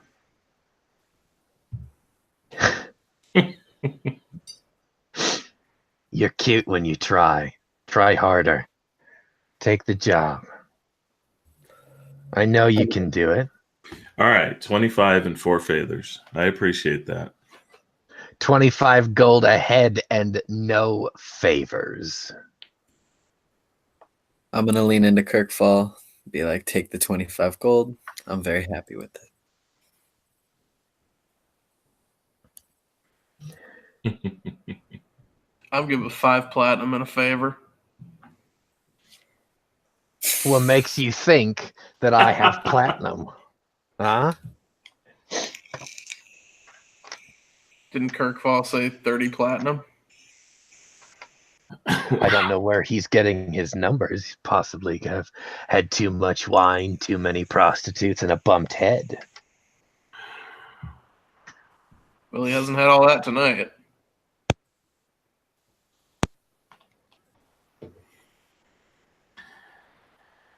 Just out of character, how much was the coin for that? The rim of that mirror worth? You can make a rough estimate, about 5 gold.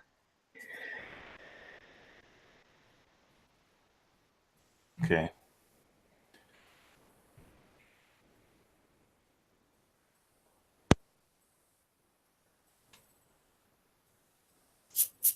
Also, when the spider said the foreigner, I assume he was talking about me. It definitely Moon definitely gives a small scoff because he said he was an Umbreat, right? Oh yeah, he's your kinsman. So I kind of give like a confused look and like a little scoff, like, what the fuck, man? The spider ignores you. Clearly not overthrowing his own kind under the fucking bus. He says, He's like, what the fuck? well, your arachnidness, we will take this job.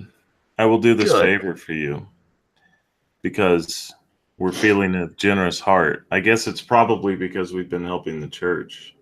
I mean, it could be. And accept the 25 gold in payment. Good. And perhaps He puts his hands together and gives you a very melodramatic look, and in a very pitiful tone, maybe you'll find the love in your hearts in this religion nonsense. There are no gods, just curses and deals to be made. Be off with you. You have a week. We have a week. A week. Generous of you. Which graveyard? You know the graveyard. There's only one. And what are your dogs' names? He looks at Nell and Finn. You know them.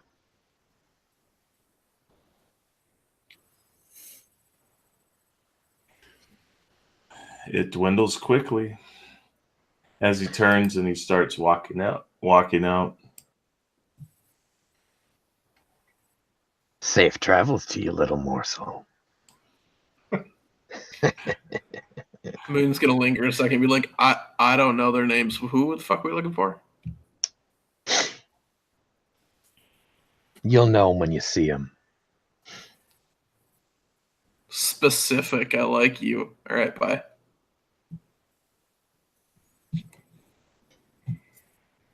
Once you guys see yourself out to the streets on the city side, the rain relents here. And Kirkfall actually walks to the edge of the ocean, and he kneels down for a moment, and he takes his hands and he puts them in the water, and he begins wiping his hands like this, and then he washes them again, and he takes his face and he stands up and he just sort of takes in the night air with the sliver of moon that's on him, and he just says, I feel dirty after I talk to him. But it's money. Moon just starts pissing off the edge next to him into the sea. Yeah, some of my guys like that. Hopefully you waited till I was done. No, it was like splash and you hear... Oh, shit. I think that would be time to be initiative right now. I'm making sure that I'm not like... There's like 5 feet in between us. It's all good. Close enough. I waited until you were done, like, with the water, and I was like, I'm good. All right, good. Like, I saw splash, splash. I was like, all right. My turn. How's Tone feel about this? Tone's excited. Tone, To water be looks doing- great. Want to get over here?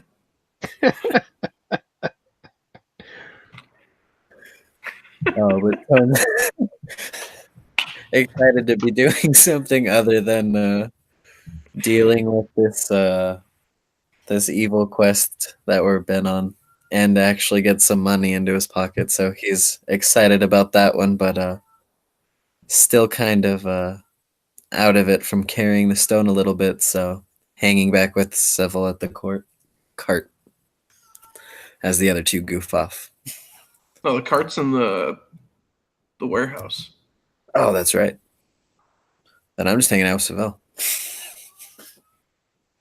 Yeah, Sable's sitting by the side of the road. He goes, oh, another job, another day.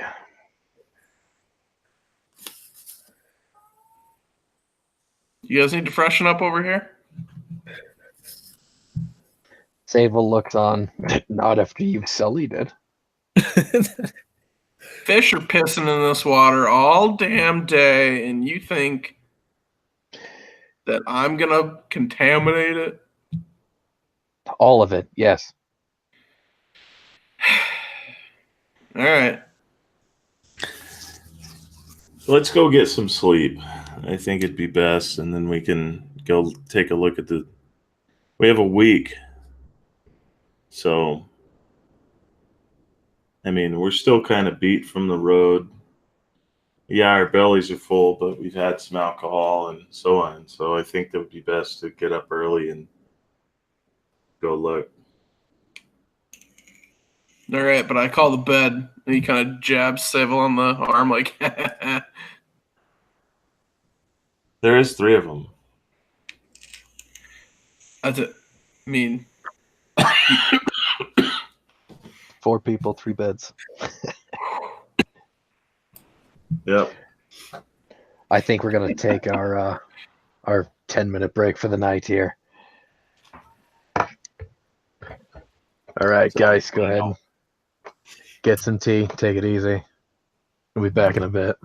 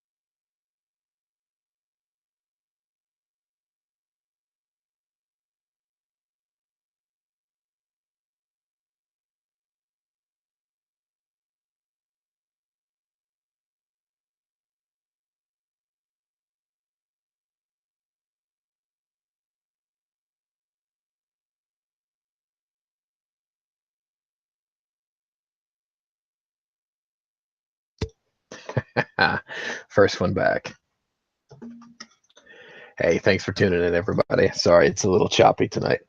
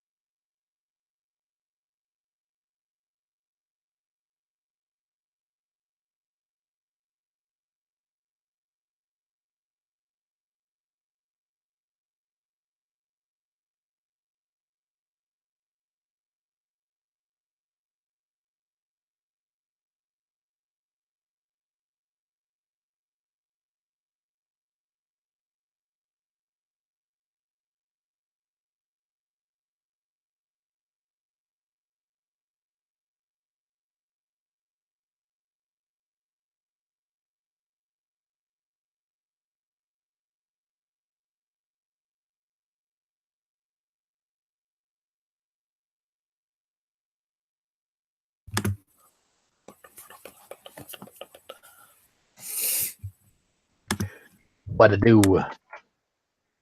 Hola, amigo. ¿Cómo estás, güey? I work in fast food. I work in restaurants. I speak Spanish. I Not need very to. I good. get more money at my job. I don't speak very good Spanish, but I speak it. Yeah, that's all that matters. Took 3 years of the damn language in high school. Had no one to speak the language to. I can barely ask where the bathroom is now. Hey, go to Spanish speaking country. I'm gonna die.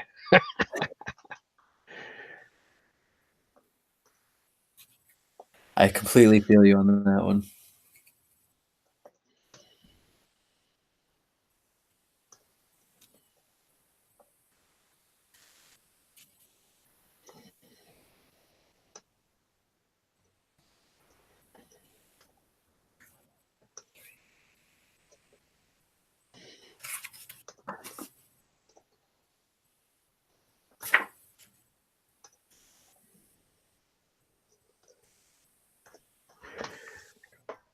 So what are we thinking about the story so far?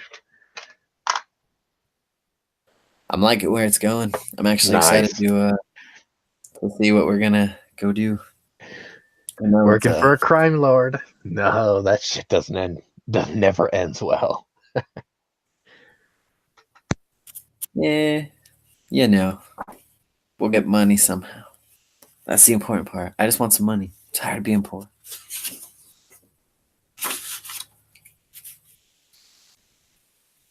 I got those slave ambitions. Have lots of money.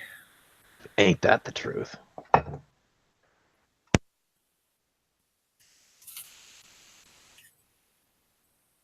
much you got?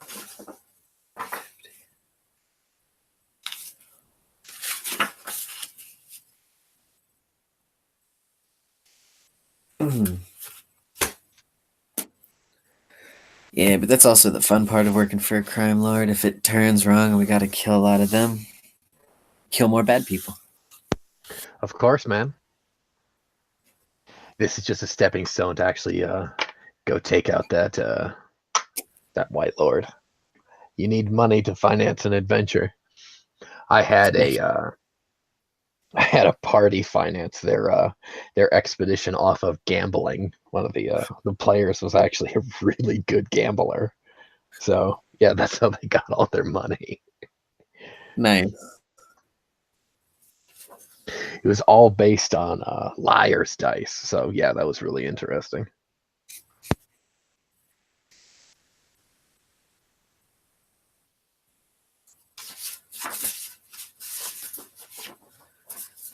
Oh yeah, Kirkball's been gathering up a good penny. Plus platinum. Right. One platinum is a ton. I always forget how much that actually is. Most people never seen a platinum coin before. Yeah, I doubt the tone would have. In this world, it's copper, silver, gold, platinum. I think they're called seeds. Copper coins are called seeds. Copper seeds. Silver coins, I'm gonna have to check my notes, but gold coins are called crowns. Gold crowns, and then the platinum coin is called a platinum griffin. And they have those things stamped into the coin, so that's how you know. Thank you for that little name update, because I was like crowns, but I was thinking it was gold. Oh yeah.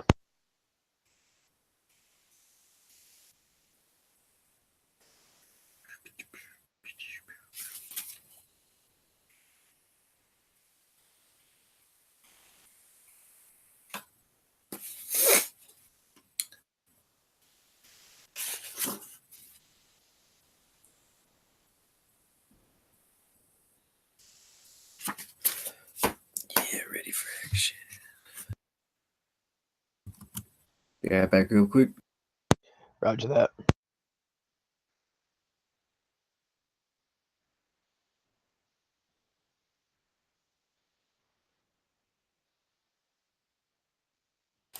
What up? What up? Aw, yeah. Ah, yeah. Our ogre knife in the dark returns to us. Woo! Dabbing. Stabbing, stabbing. Oh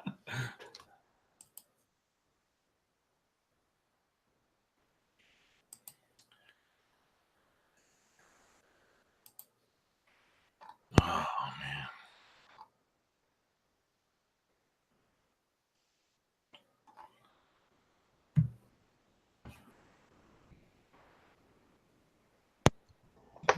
Welcome back, Alex.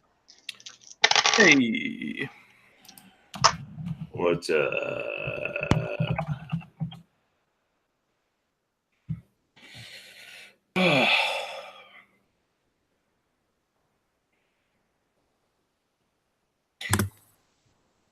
ready to be sneaky. I'm ready to be loud as fuck. I'm ready to stand at least a good 40 feet away from you.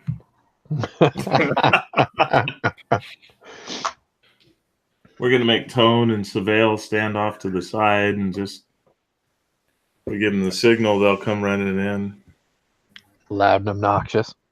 The reinforcements.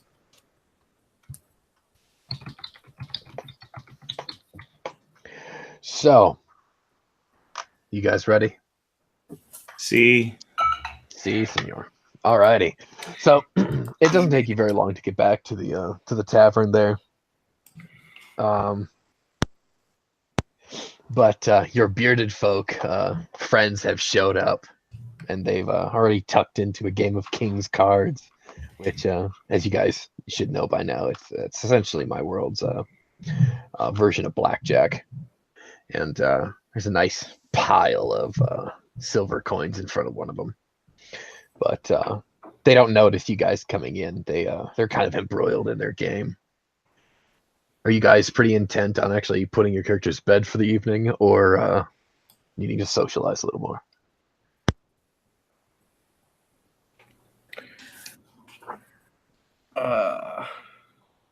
Well, I'm thinking we're probably road weary, right?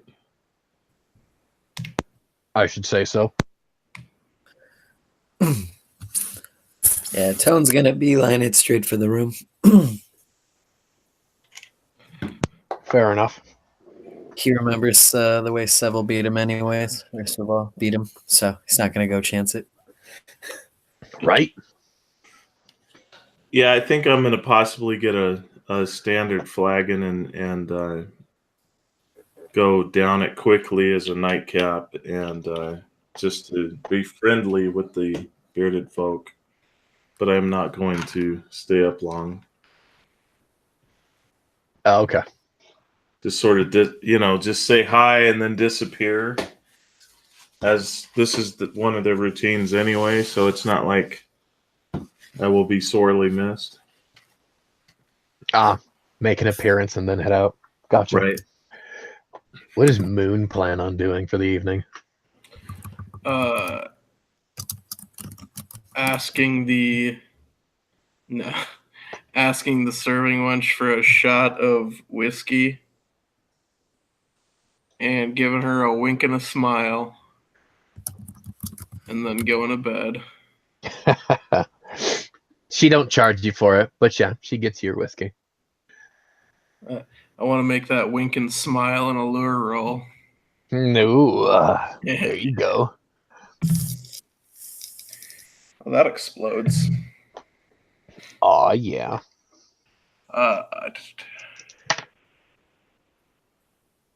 22. Well done. Well done. She Just to leave an impression. yeah, you do leave an impression.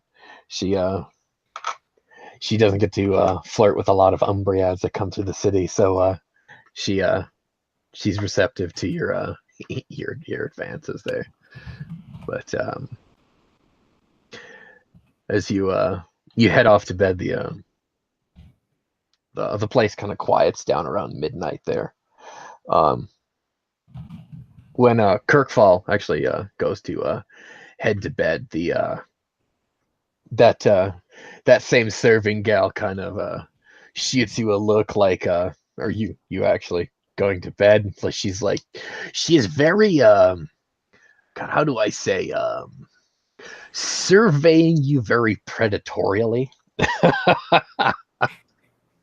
Yeah, because she realized that our coin pouches were not empty. She's very serviceable, obviously. She moves in a way that she's well lubricated. There you go. Looks like I got Steve. Sorry, no. you're still talking about the bar wench? Yeah. Yeah. Okay. I No, know. Moon spends his time outside of the city, so I'm not. She is a beauty, but the problem Yes. is that when you're in a highly populated environment like this, yeah, I don't think Moon understands, but that's okay. No, he really doesn't. He's like, I spend most of my time in the woods. She looks good. What's wrong? So Kirkval plays along with it, but he's not really, interested in going to the temple for treatment of the drips.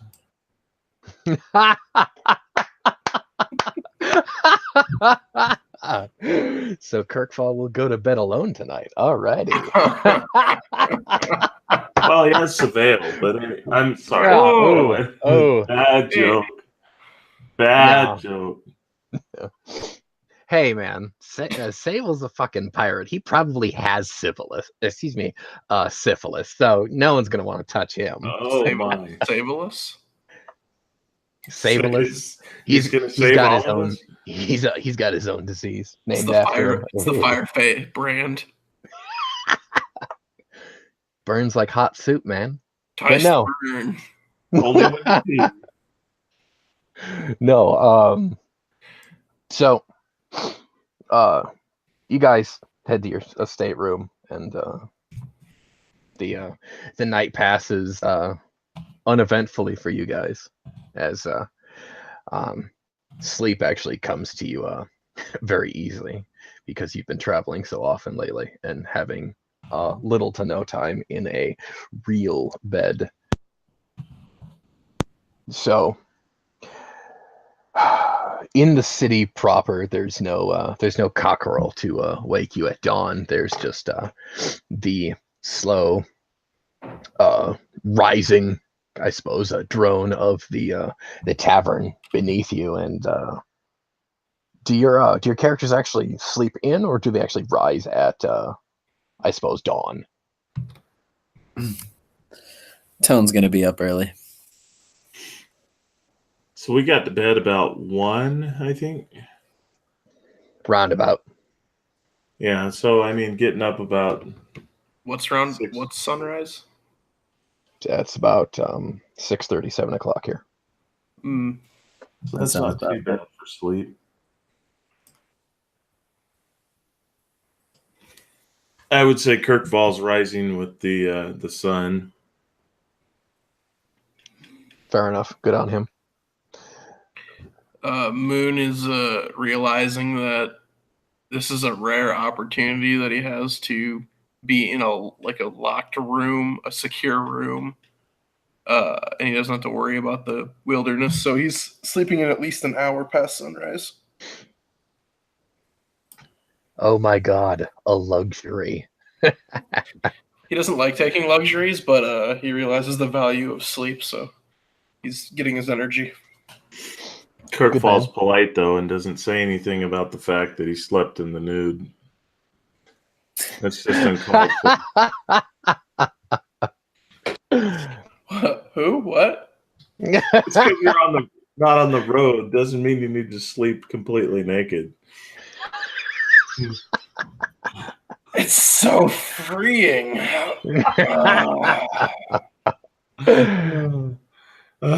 Morning stretches. Yeah. And as Kirkval accepts the knock at the door, the fresh water that's being brought to the room, and starts cleaning, doing the morning cleaning, and then getting dressed.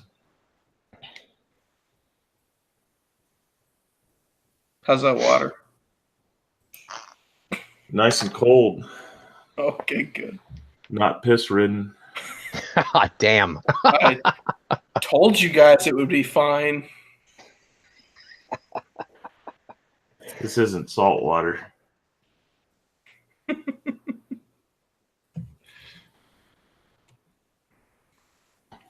So it doesn't take you long to get yourself ready for the day, but you see yourself out to the road. The graveyard in question is simply and very unimaginatively known as the city cemetery. Is a couple hours walk, maybe 2 hours and 15 minutes walk from the main gate of Felport outside the city. The cemetery itself used to be a village before Felport actually built the Great Wall around the city, and once the wall was actually completed, the population of this village in particular moved inside the city, and the village it fell into disrepair, and a lot of the noble families started to build mausoleums and tombs within this small valley that the village is in, and it slowly grew to a full cemetery that is a couple miles long. It's kind of an oval crescent moon shape on the map, but everyone knows that you actually have to walk by the city cemetery to actually get to the main gate of Felport, and it's almost always, and very characteristically, regardless of the season and cycle, there's always a low-hanging fog, almost like not to be silly about it, but almost like a Smashing Pumpkins music video, if you will. So it's kind of got this eerie ambiance to it there, while there's marked and unmarked gravestones all over the place, and you get there sometime around just before noon. The floor is yours.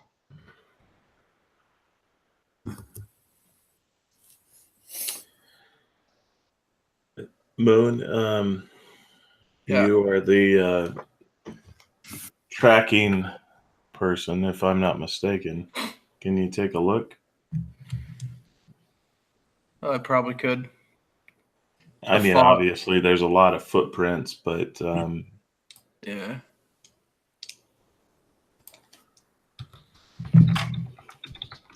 Ew. Well, without knowing specifically what we're looking for, what kind of a role is this? It's a wild lore based on tracking. Excuse me. The two guys that you're looking for, you were not given their names, but the spire said that you would know them when you find them, being probably cryptic and no small amount of asshole in that statement, but mostly this is pointedly towards Kirkfall, that possibly he would know them when he sees them, but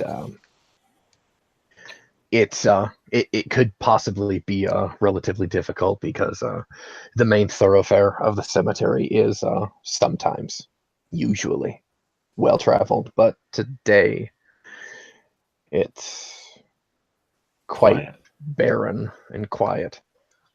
All right, well, it's 4 of us, and we'll follow you so we don't, but we'll all keep an eye out while he kind of looks for stuff. Quickly remind me on the mechanics. The 1 just suppresses the 8, but anything else it just adds up normally. Right. If you roll 2d8 and you roll a 1 and an 8, that's a suppress. You don't actually explode the 8. And it's just 8. It's not 9. You don't add them together then. That's But the only case.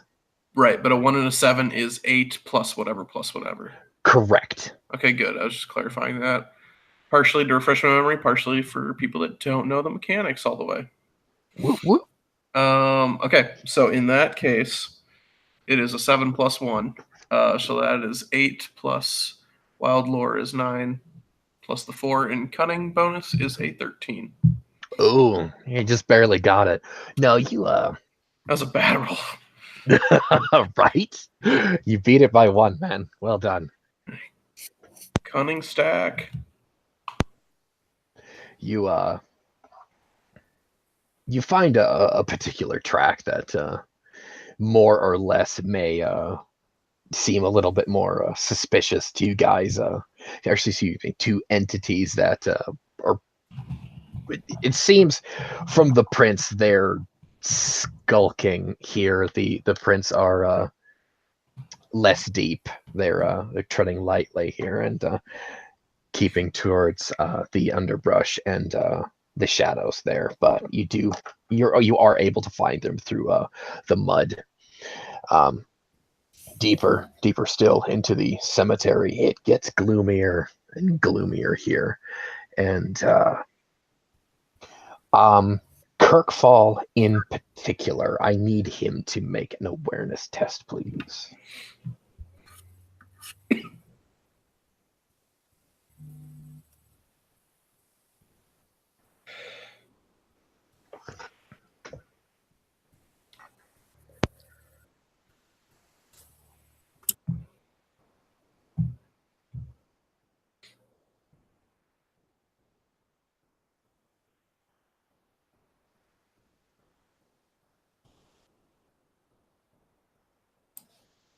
That's a total of a 24.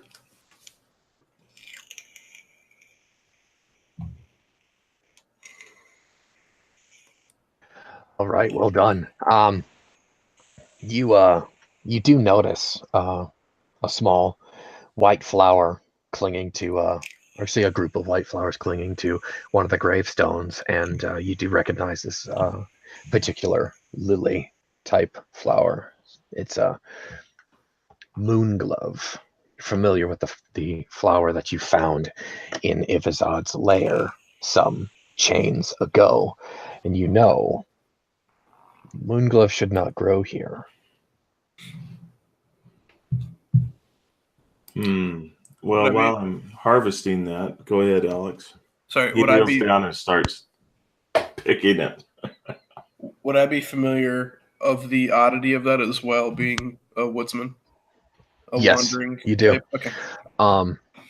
Moonglove grows in kind of muddy, poor soil with very little sunlight, almost like a standard weed would. But moonglove is actually a very beautiful looking flower, although the most deadly herb actually known to the world. If Kirkfall is actually going to tamper with these, he actually needs to make an apothecary roll.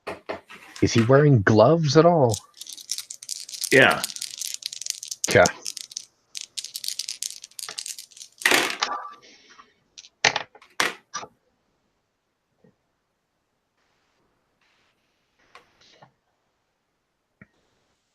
$21. Well done. You do not poison yourself. I'm getting better at this. There you go. But no, there are six flowers there. So added with the one I have is what, 7? Yeah, there's 7. That one that you picked up initially has already wilted and kind of crumbled at this point. But it's still useful? Not at this point. Oh, okay. All right. Well, and I'm looking back at Moon, and I'd say these don't grow here, No, they don't. but they're useful. Well, for In the right nefarious, hands. right? I don't know about you, but I don't know quite enough to make use of these. I do. Who why would actually they has grow more here? grades in wild lore between the two of you? I have the 1 point. He has more than me. Oh. Oh, okay. What I'm gonna actually ask Moon to do, make another wild lore quick. I'm gonna see if you can actually call up some lesser well-known facts about the flower itself. That was an explode, so that was a total of 25. Oh, While he's God. doing that, I'm going to actually turn to Surveil and I say, "Here, eat this." And then I'm gonna He chuckle. cocks an eyebrow at you and says, Yeah, I was kidding. He doesn't laugh. He does not smile. And I shrug and put it in my pouch. For Moon, however, the 6 blooms that you actually Kirkfall actually picked up, you with that roll, you know one of those. If you actually render down the petals, if you render down the whole flower, you can actually coat an arrow, and that one arrow, there's enough toxin on there to kill 80 dudes. Huh? 8-0. 8-0. That's Like- if that arrow lasts that long. Right. That's how powerful that toxin is. Like that toxin will stain that arrowhead so effectively that the poison won't fade with like one use. Possibly, depending on the You could arrowhead. really fuck up a village or something. Oh, I could. But that would be evil. Yeah. You could poison a well with that. You could probably poison it for centuries. Have you ever heard of this, Tone? So, Nothing in my travels. sorry, so that was per flower could make If you- an 80 use arrow. No, the arrow obviously would be one use. Right. The flower itself, if you Produces enough to coat 80 arrows. correct. Okay. I just wanted to clarify. I was like, that sounds a really weird way of putting that. So between the two of us, we're sitting here sort of, I would imagine that Moon and I are kind of talking back and forth. Why would it grow here? I mean, can we sleuth that or?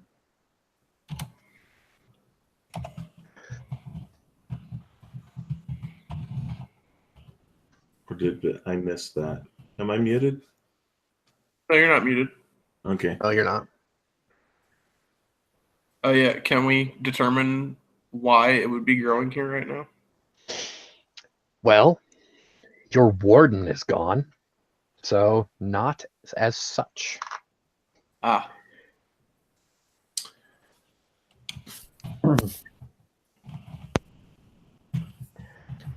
So Okay. while they're doing that flower stuff, can I do just another check of the area? Kind of. Of course. Make an awareness test there.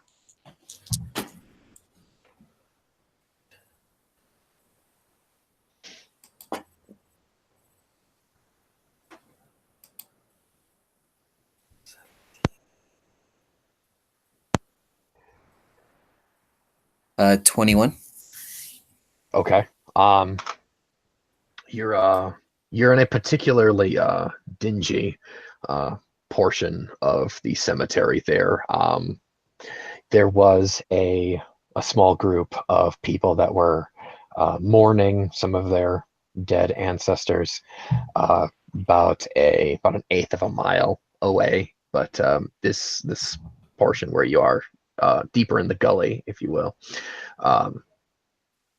is it doesn't get a lot of sunlight, but the sun is about high noon at this time, so the flowers themselves should not be able to grow in direct sunlight. Those footprints, however, that you have been tracking do go deeper into the cemetery.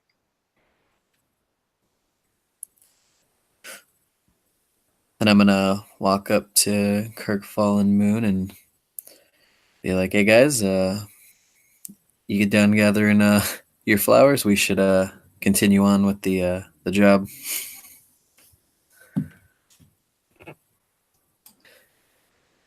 Are you questioning my connection with the flowers? I think he'd look really good with one in his hair. You think so? Not He a moon might. glove. He might. Not a moon Yeah. glove. No. Why not? It'd look real good. No, not a Got moon fine. glove. Just kidding. All right, fine.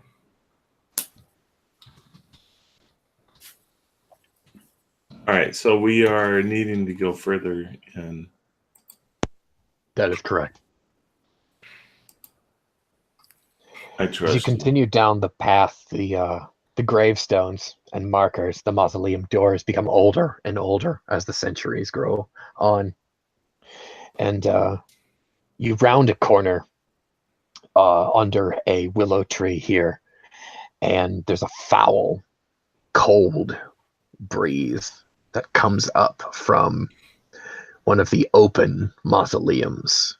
The door has actually been opened from the inside, from what the debris outside the mausoleum looks like.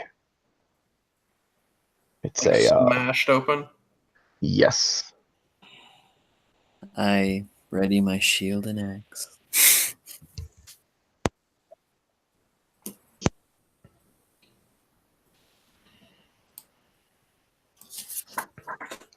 A foul smell.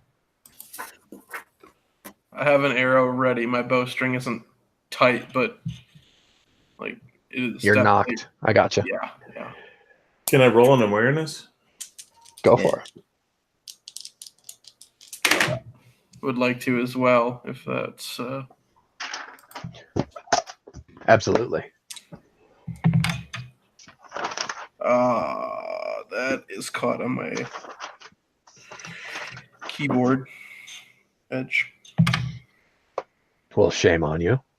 I know.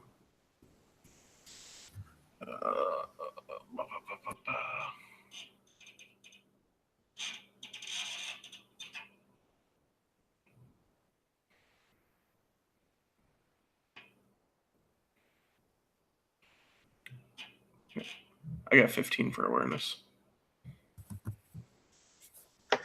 Perfect. You guys do you do see that the tracks do actually enter the mausoleum therein. It descends down into the darkness. There is no light coming from within. Do we have torches by chance? Oh. I do have a lantern with a candle. Well, you're our guy then. Yeah.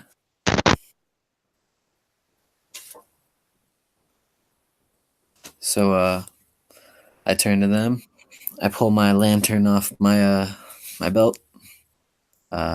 Get the candle lit and say let's try continue on. All right.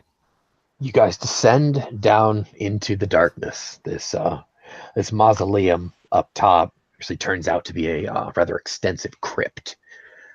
Within the crypt, you actually find two skeletons wearing the clothes of. They look like desiccated bandits. Kirkfall, you do. It does dawn on you that, well, one of these guys, you know, from on his desiccated skin that's actually pulled tight to the bone of his left arm was a red kind of flame tattoo. Holy shit, that's Marcus. Actually comes into your head. Marcus was a weaselly looking weldman from one of the outer villages, and he was a experienced gambler, cut purse. He's kind of one of the lower ranking career errand boys for the Spider, and clearly he met a very unfortunate, very horrible end here in this crypt.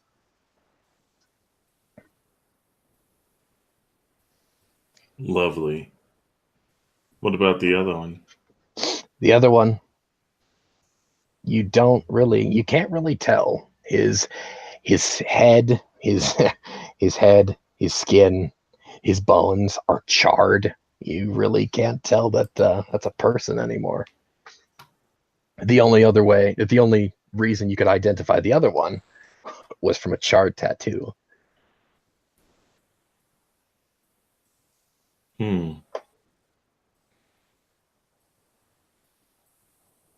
But he also managed to figure out what happened. Possibly. How long does it look like these bodies have been here? Like how decayed do they look? The bodies look as if they've been here for several months, decayed. They're dry, is what it is. But as you know, these guys left recently, maybe within the past several days. Yeah, that's kind of what I'm getting at. We'd make that connection. Oh yeah. Don't have to roll for it. That comes immediately to you.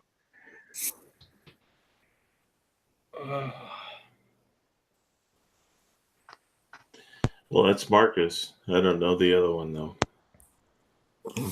Well, I'm assuming we were looking for 2. I count 2. Yeah, I count 2, but I don't recognize both of them. Whether you recognize them or not, I'm concerned at this unnatural aging process that seems to have overtaken them. As Kirkfall kind of looks at Tone and the unnatural aging process that is currently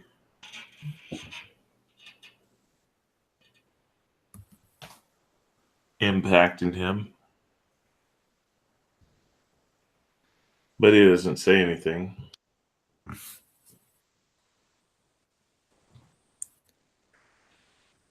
I'm going deeper unless you guys want to come with me. Well, I guess if you want to continue, I'll follow you. Though I do think we're done with the job.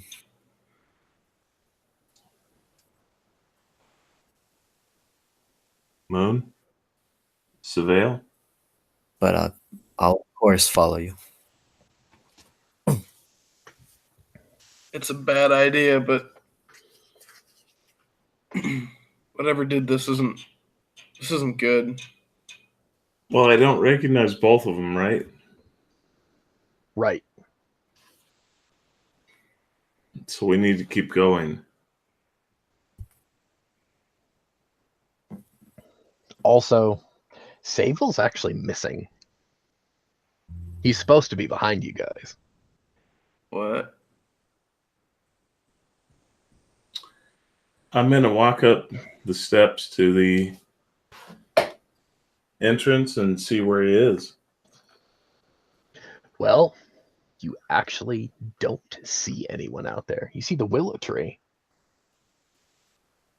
He's not there. All right. The GM just took my slave. I need money, recompense. Right now. Is there anything left of him? Like, Let's start whistling. Can Kirkfall actually do that ear-splitting tongue whistle? Did I break everyone's eardrum? Oh, yeah, you guys are bleeding now. You're all deaf. Time to go home. fuck.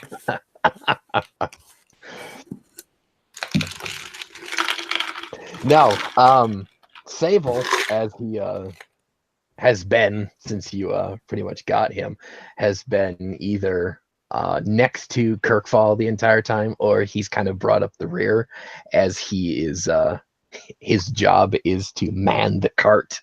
But no, he's not where he's supposed to be, which is unsettling in and of itself. Perfect. Can I find any indication of where he went? Is there any way to deduce where he went? Make an awareness roll quick, like.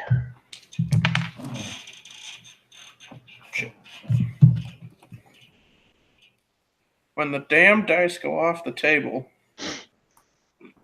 Come on now. This isn't Stranger Things. It has to count. It has to count on the table. You can't Yeah. read it off the floor. Floor dice don't count. I re-rolled that. Good man. That was awful. Oh god, math skills. Okay. Way to be. 13. 13. Ooh, all right, perfect. Okay. You kind of walk off some random direction, trying to get a better view of the place, and in kind of a off the beaten path there, you see a corpse. So a corpse in the tall grass there, and there, unfortunately, is Safel with his throat cut in the ditch. And his eyes are wide open as if he was about to scream. He saw something horrible before he unfortunately bought it. And his he's in the time that you actually noticed him to the time that you found him, he probably should have still been twitching, but he's stone cold. Right. I'm immediately on fucking 1000% alert. There you go. Did he have a dagger or anything useful on him? I believe Dave gave him a pair of bronze daggers, or at least no, he picked them up from the goblin. Excuse me.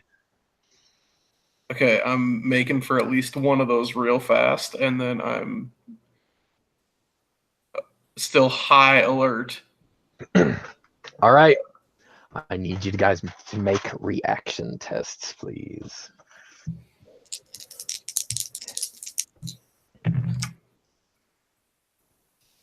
Her reaction one would be It's a 1d8, and you subtract your cunning modifier. And if you have grades in premonition, you subtract that further. You want to roll low. 1d8. 1d8. -1. There you go. 5 minus cunning minus premonition. Sorry. Dice minus cunning minus premonition. Correct. Okay. Oh, wait. Then the -4. Sorry. Sweet. 1. So you actually rolled 1, Moon? Total 1. Total 1. What's Kirkfall's reaction? 0. Okay. 0, and then Tone was -4. All right. As I'm like grabbing the dagger, I'm like, Kirkfall, Tone! Like, oh shit! In case they didn't follow me. Okay, so as the die lie, Moon and whatever is actually going to be assailing you are actually going to go simultaneously. So I need you to make a defense roll, please. Oh, All of us? No, just Moon.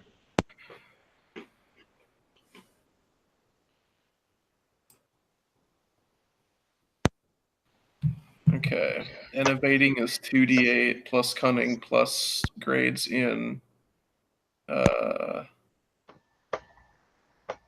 was It's it? 2d8 plus your cunning modifier, and if you have grades in reflexes, you get an evasion bonus for it. Right. Every 2 grades was 1 bonus, right?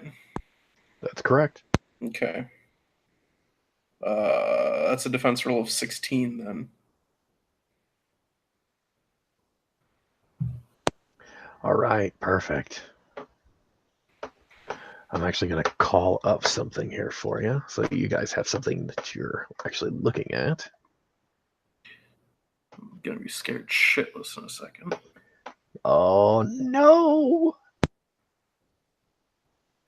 Drum roll, drum roll. Probably don't want it. You're not going to want anything to do with this here in a few moments.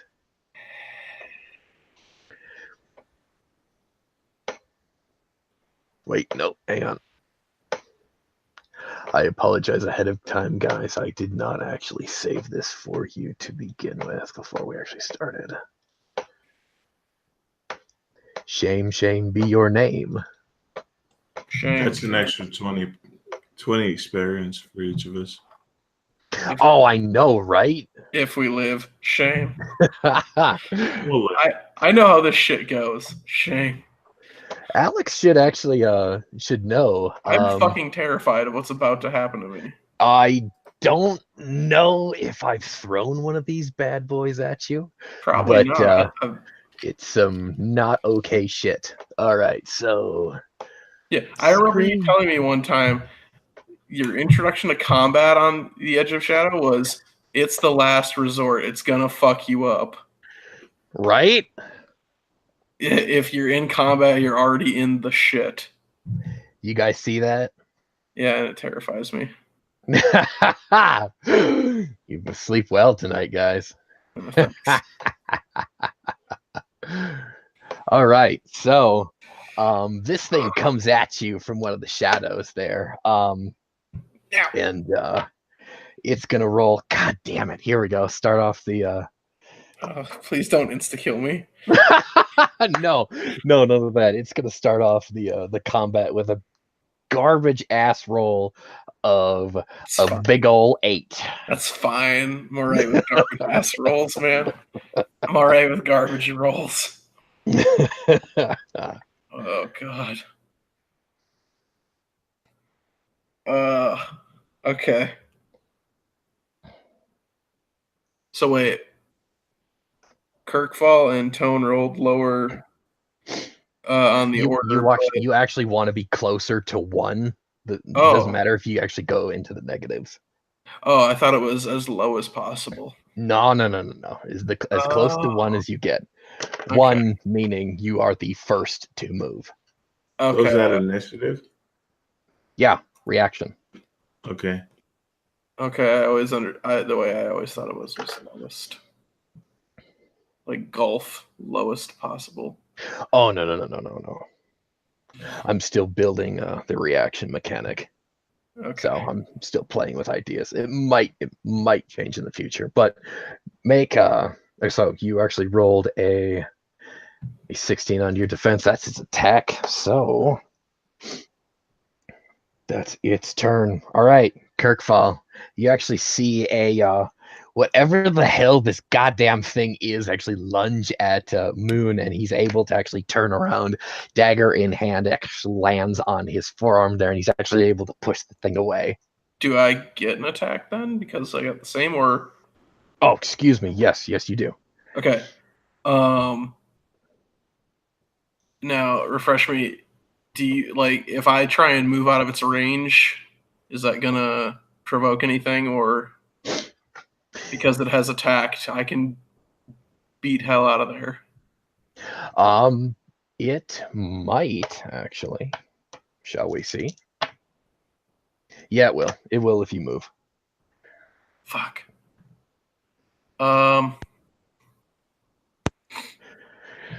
Okay, I'm just going at it with the dagger then.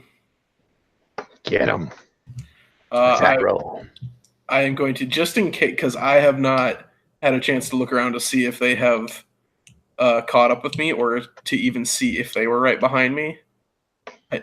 Just immediate terror filled me as I saw the body and then got attacked. So I'm just going to yell, "Get the fuck over here!" And I'm going to lunge at this thing. Well done. Go for it. Oh, that's pretty bunk. I'm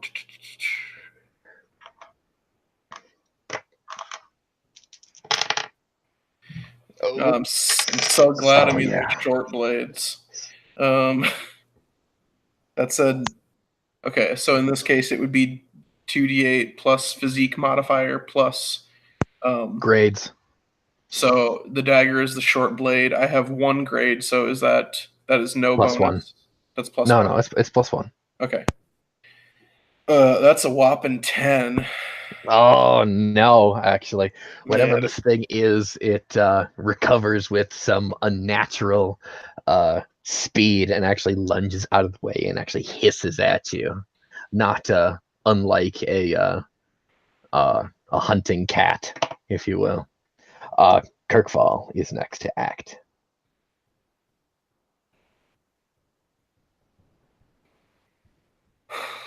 Dave, you're muted.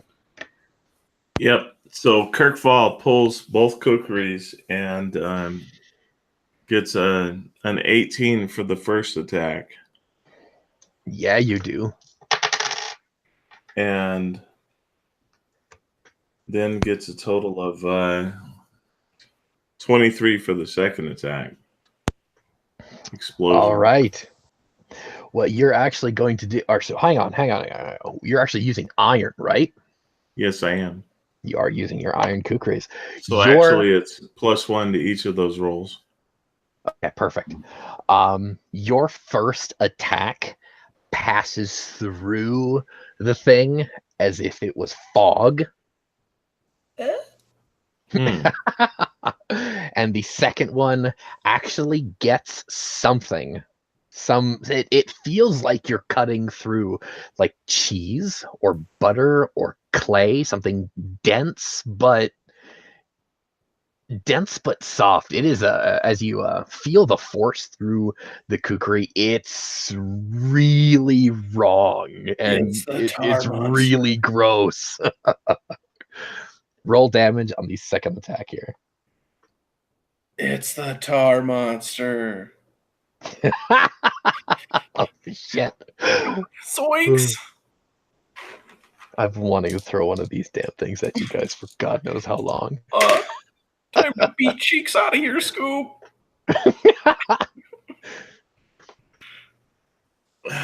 So that's 14 points of damage, right? Oh yeah. It's 1d8 plus your physique modifier, right? Oh, 1d8. Okay. Yeah, it's 1d8, man.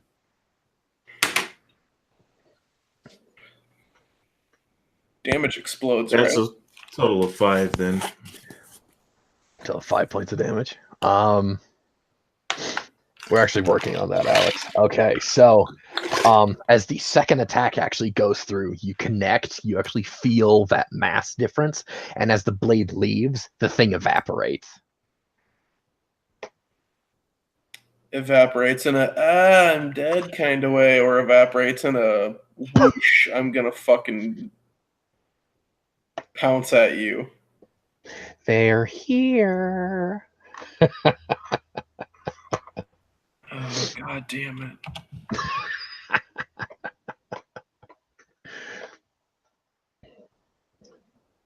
Tone, I need you to make a defense roll, please. Got it.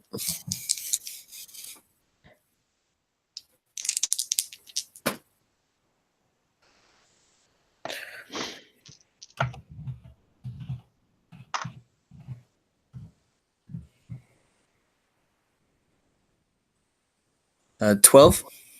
12? Okay, all right. Hang on. Oh, shit. Keep the dice on the table. Yeah. Floor dice don't count.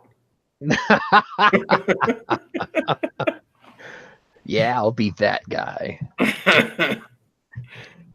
It was an 8. It actually was, so Floor dice don't count.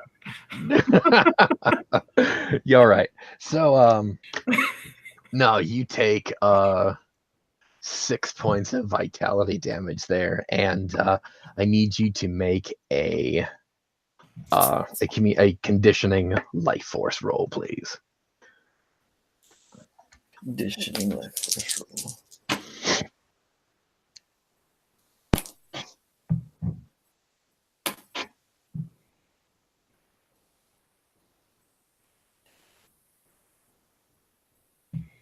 $23. Ooh, well done. Okay, you take 1 point of shadow sickness from that. Oh, cool. All right, so for all intensive purposes here, combat has ended. But I will say you guys are visibly shaken at this point. Clearly, this place is more haunted than the rumors suggest.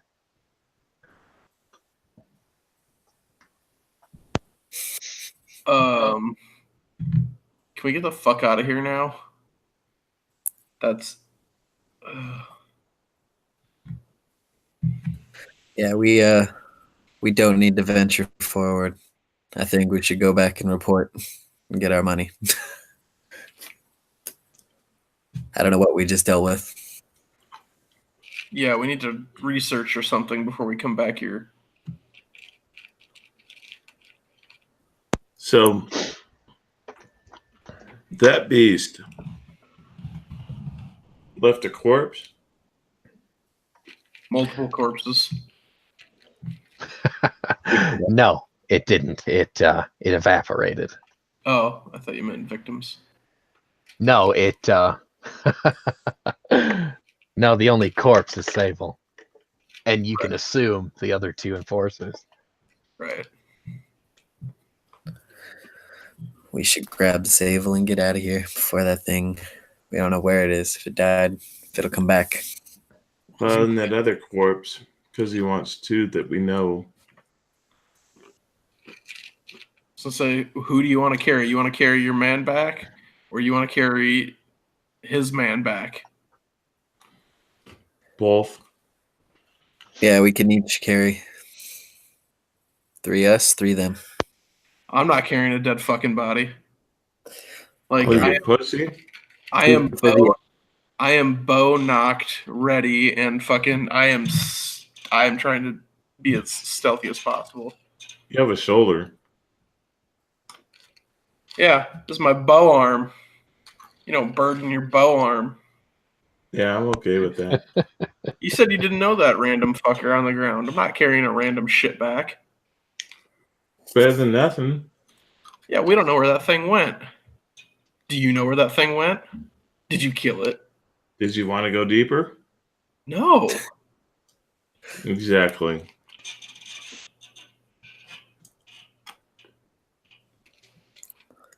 So, yeah, I'm going to pick up Saval, throw him over my shoulders. I think we have to take all 3. You're big. You got 2 big arms. I need somebody watching out for this thing. All right. I'm going to pick up both of them. All right. And I will be watching out for that thing. I kill you first if they break through. Second, your man's already dead.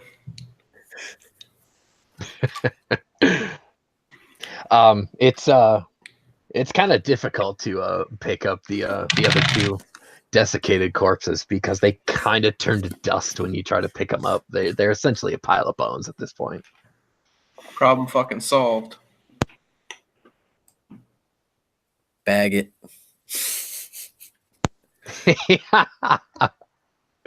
Bag dweller. Oh, excuse me. There's no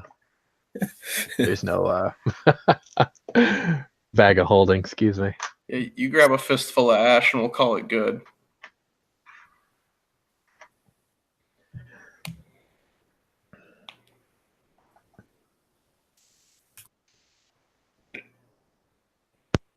All right, we're booking it. I assume. Yeah. Tone, I want to book it. All right. You guys gather up yourselves. Still visibly shaken from the brief encounter with whatever the hell just ambushed you. You go and leave that area of the willow tree there, and you look back scared to look back, but you see a hooded figure in some ratty, ragged clothes, holding a shovel in one hand. A kind of a heavy hood obscures his features, and he has there's the shovel's in his right hand, and the left hand is actually out at probably hip level, and beneath his hand is whatever the hell that shadowy abomination that attacked you previously is sitting comfortably beneath his palm as he watches you retreat. Like his pet. You should probably stay and ask him. Stay and ask him. Go for it. I can ask him with an arrow. You want to? From a distance. Do we all turn and see him, or Who is the last one in the line? The three I'm of you. definitely not last. I'll be last. What's that? I'll be last. I'm bigger. Okay, so yeah, that's Kirkfall. Do you actually do you relay that information to anybody? Everyone's back is turned but yours. Yeah. Yes, I do. Okay. So Affirmative. so I'd stop and turn. Oh yeah. Have a You real see that horrible shit. Have a real quick conference. What is that? He looks like the Gravedigger.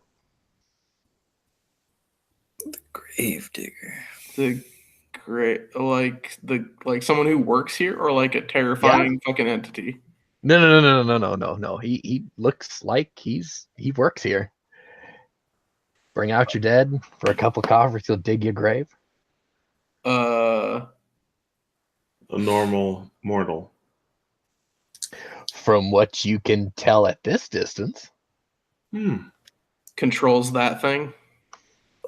Looks like it. I'll give you a gold for the occupants that aren't supposed to be here. The Gravekeeper says nothing. How about 2? 5? 5. You actually have to hold up 2 hands for.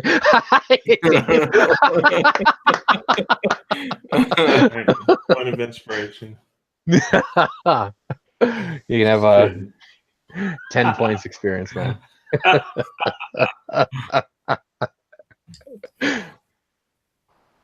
Come on. We now seem to be a safe distance away. Come on. I will say you probably made it about 80 feet up the path from the tree. You're maybe about 110 feet away from him in a straight line. Come on. He's yelling. The Gravekeeper actually turns his left hand over and actually points his index finger at Kirkfall. And there is a pale blue, kind of a opalescent flame that actually spouts from his finger and then vanishes. I need Kirkfall to make a magic resistance test, please.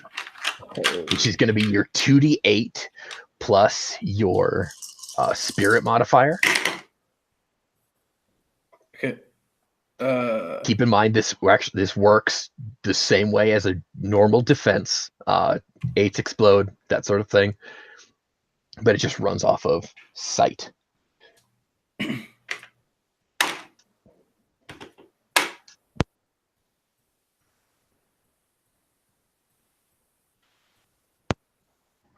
So that's a total of a 33 because 8s explode. Damn. Well done. Wow. Okay. Whatever this is that he cast, that pale blue light kind of bursts off of Kirkfall's chest there, and it kind of singes off, but the only effect that you actually feel from that is as if someone dropped an ice cube down your shirt is essentially what that roll is going to get you. I need you guys to make another reaction test, please. Fuck. I was gonna say I was gonna loose an arrow straight at that guy.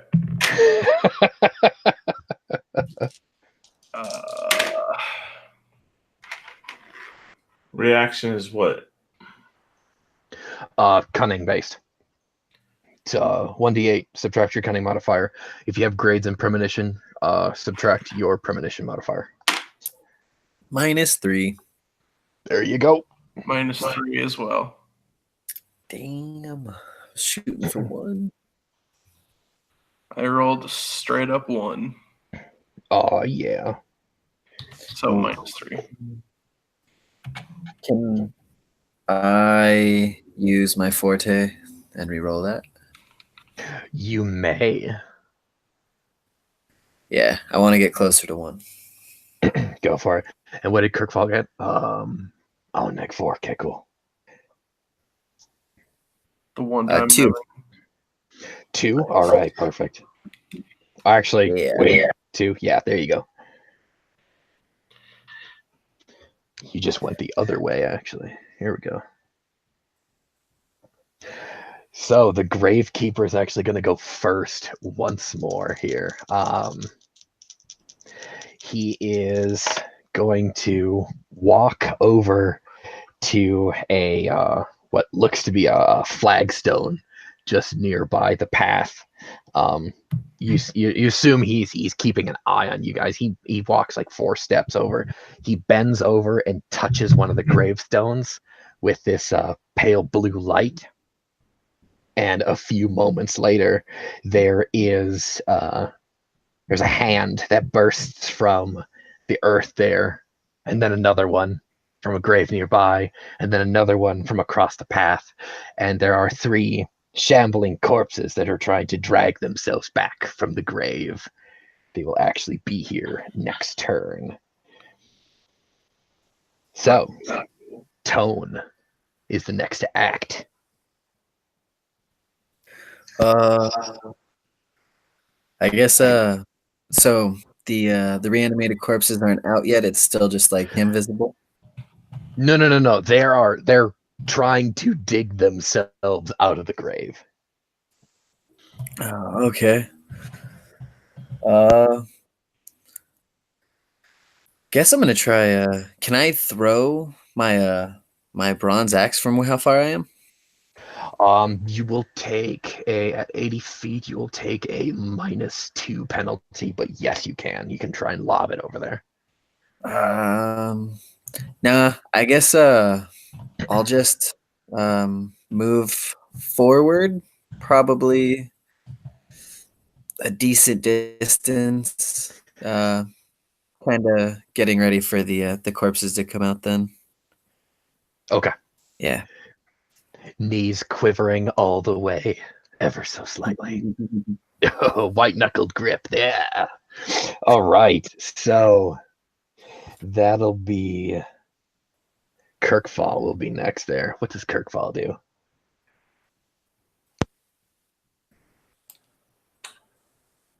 What did he do to you? I start shouting, holding my kukris up, moving forward. Did he attack you? I'd like to roll a whether or not it's going to be answered or not. Etiquette, I guess. I don't know.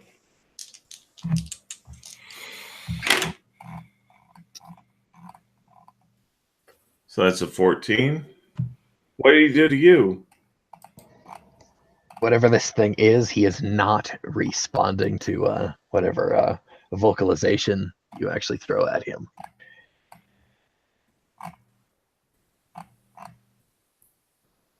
Do you want to move up or attack or attempt to do something else this turn?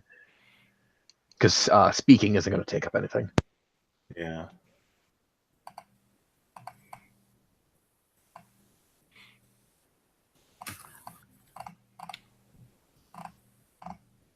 What do you guys? Are we leaving or? Tone's already Fighting. tried to advance down the path back towards him, so that's up to you how you guys want to actually handle this. What about Moon?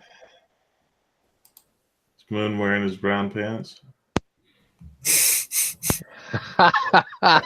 up. Oh God. They only come in that color.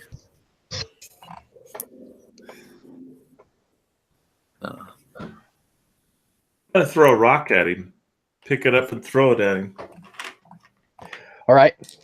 Since you are too far away currently at this point, go ahead and take a -2 penalty of that. And that's going to be based on what? Ranged attacks are cunning based modifier. Wait, they are? Yeah.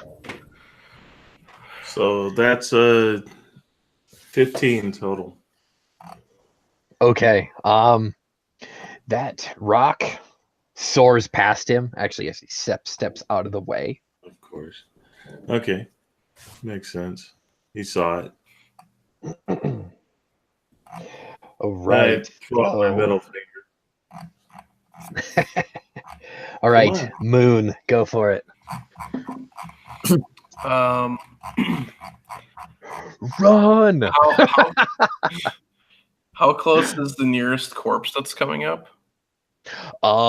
They are they're around him, so straight line to him is about 110 feet. So I'm still like safely 2 turns out from being anywhere near them.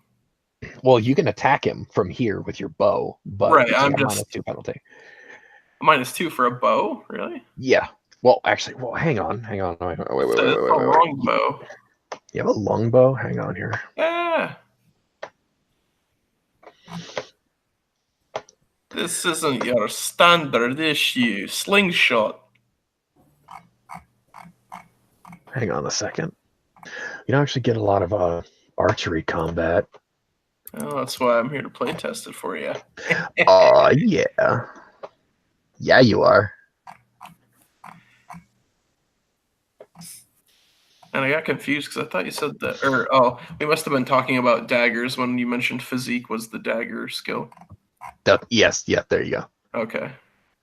That's why I was so confused when you said ranged weapons were cunning. I was like, what? Yeah, the bow runs off of the cunning modifier for attacks. For on to hit and damage. To hit, no. Damage, yes. Excuse me, to hit, cunning, damage, physique. Damage physique. Okay. Like how? Okay. No, excuse me. Yes, you cannot. You can hit him from here. What the hell was I thinking? I don't know. You don't take a penalty there. What is the maximum range without penalty? Just so I get an idea. What's that? What is the range, like the efficient range without a penalty? Just so I have that in my notes.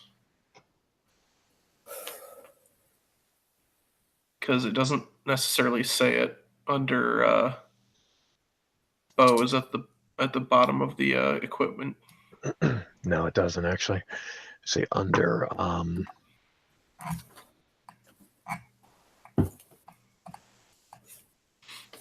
it's 120 foot range, so he's just within your Okay. effective threat. Okay, excellent. Yeah, I'm shooting an arrow.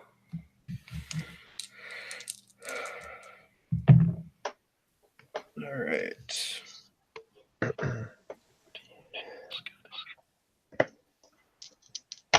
And Oh man. and what was 6 grades in bow will get me a +2 to hit. No, that should be a +6. Oh, 6 grade. Yeah.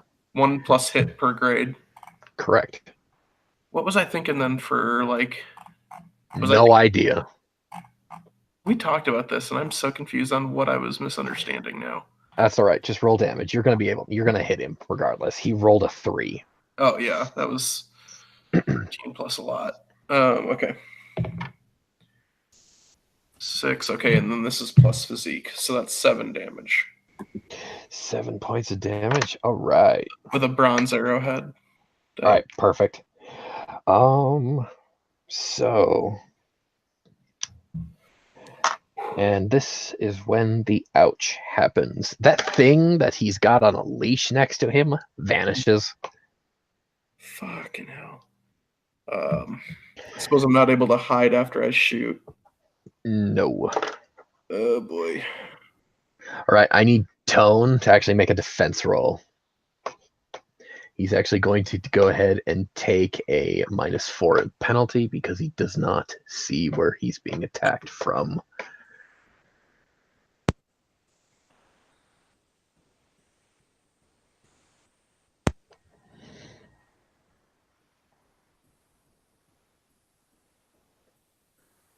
Uh, 19. Damn, well done. All right, so this thing shimmers into view, and you're actually able to move your shield in front of whatever this claw is, and this thing rakes 4 very deep gouges into your shield, and it almost gets through the shield. It kind of punctures and almost rips the shield out of your hands with that kind of force, but you're able to stand against this thing. So back to the top. All right, the Gravekeeper, the summoned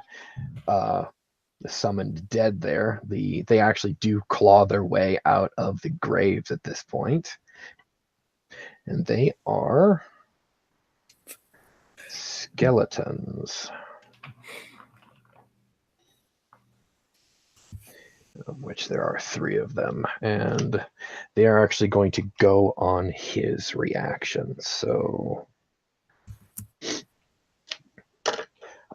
these guys are actually going to charge Tone here. They're going to make 3 consecutive attacks. Go ahead and make a defense roll for the first one.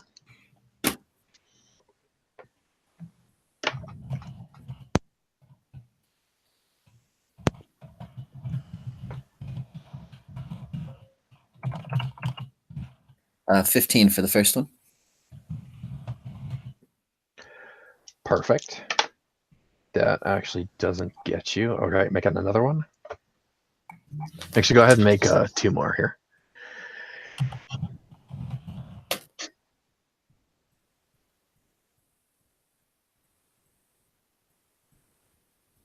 Uh, 18 on the second one.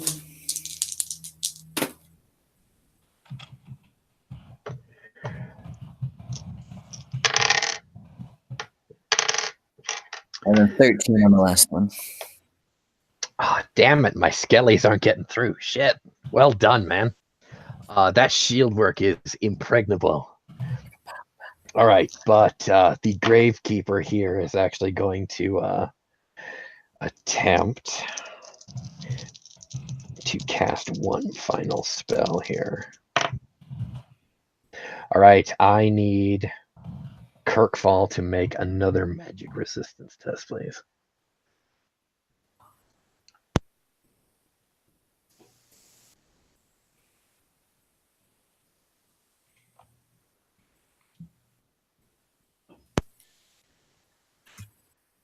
Hey, Dave, I think you might be muted. Yeah, you're muted.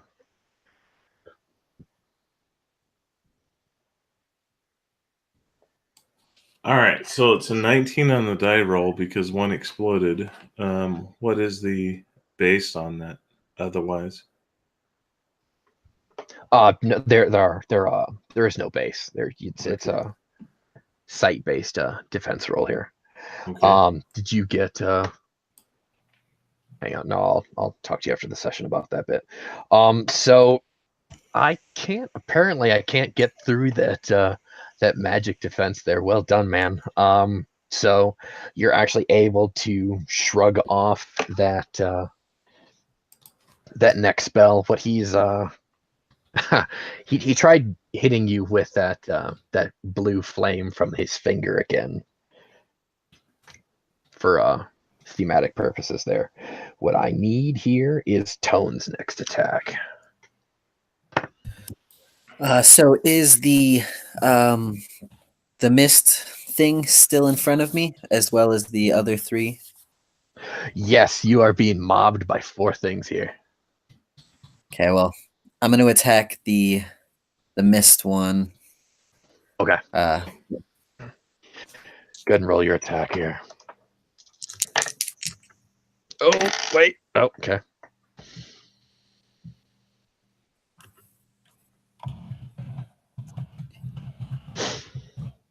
14. Your axe catches that mist again as it vanishes in front of you. Okay, but now it's not in front of me. Yes, you don't see it anymore. Kind of a plus to me. All right, Kirkfall. Oh shit! How far away from me are they?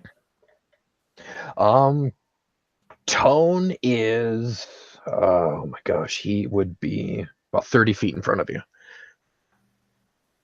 So you could move up next to him and attack the skeletons if you wish. Yeah, I'm going to move up next to him and assist.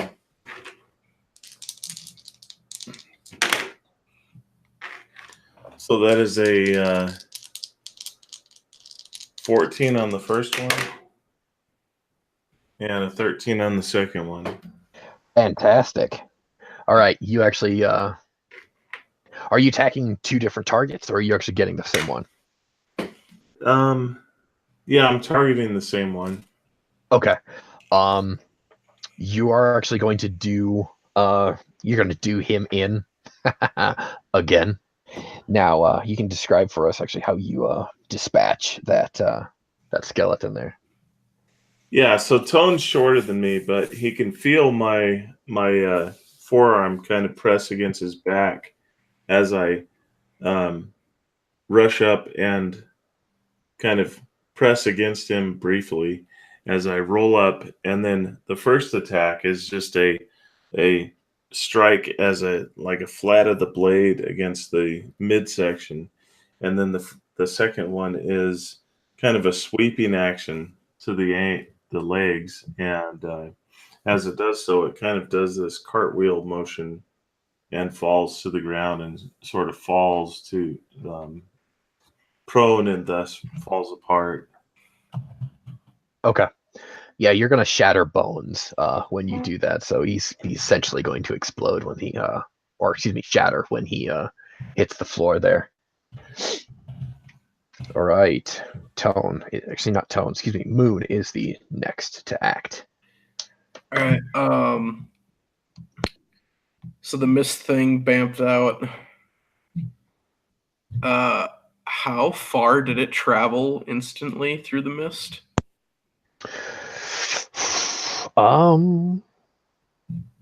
It's about 40 feet. It traveled 40 feet from the Gravekeeper to Tone. Correct. Okay, and I'm still like 70 feet back from them then? Roughly. Okay. I'm gonna really hope that thing can't travel 70 feet in one turn. And I'm gonna take another shot at the Gravekeeper. Okay. Roll attack. Ah, damn. I'm rolling like garbage tonight. Yeah, guys actually might be able to get out of here alive, huh? Huh? Oh, hopefully. Looking for a TPK, are you? No. Okay, cunning plus bow plus dice. That's 18 to hit. Oh, yeah. Roll damage. I'm so glad that I took 6 grades in bow. Jesus. That was an awful 1, so 2 damage.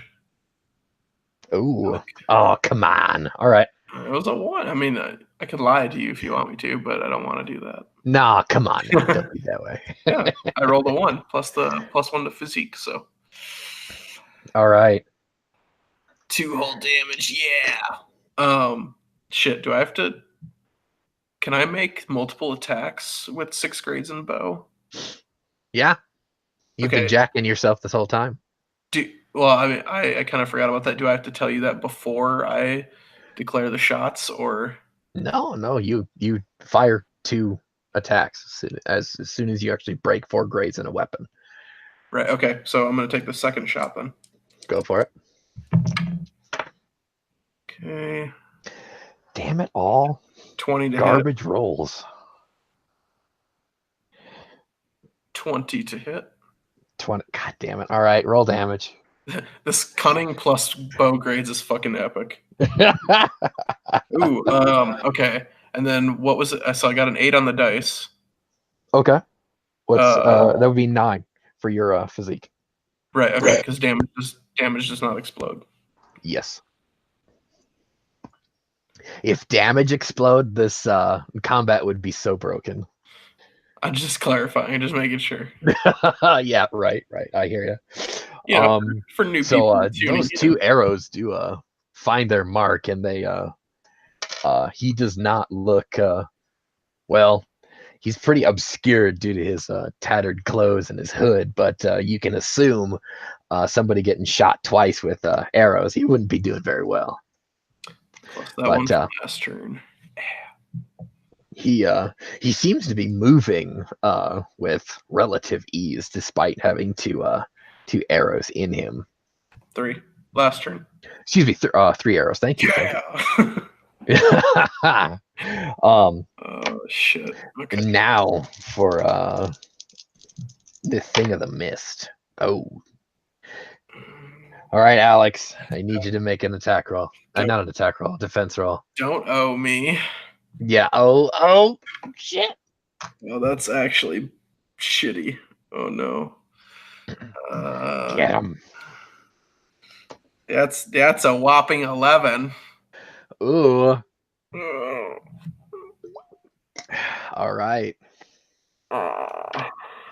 Oh man. Okay. Don't say that. Dreaded noises.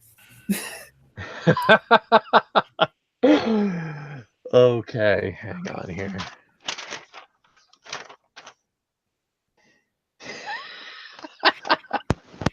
I know how poorly this can go. I'm just. Oh, I know. You take 8 hit points of vitality damage. I am so fucking hurt right now. I missed last session, so I'm only level 1 still. Oh my god! All right. Anybody I need who's asking, you to I'd make say a I'm at about conditioning life force roll, please. Oh boy.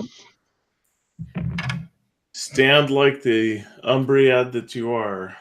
Anybody would ask, I'm feeling like a 2 out of 10. Let's see, conditioning. Yes. So 2d8 plus physique plus conditioning. That's right.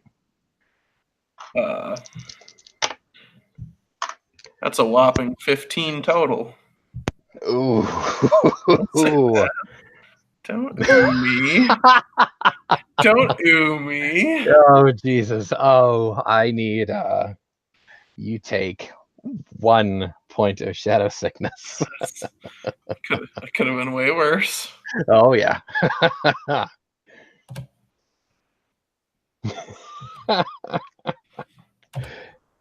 All right, now for the skellies.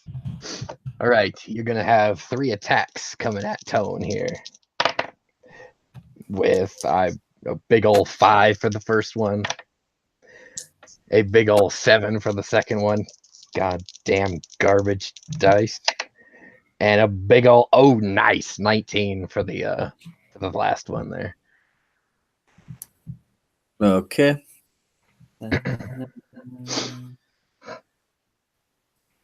First one, 13. Okay.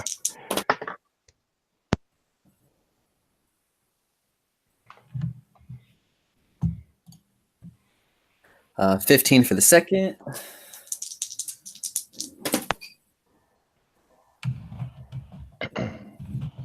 I think you'd be fine for the first 2, yeah.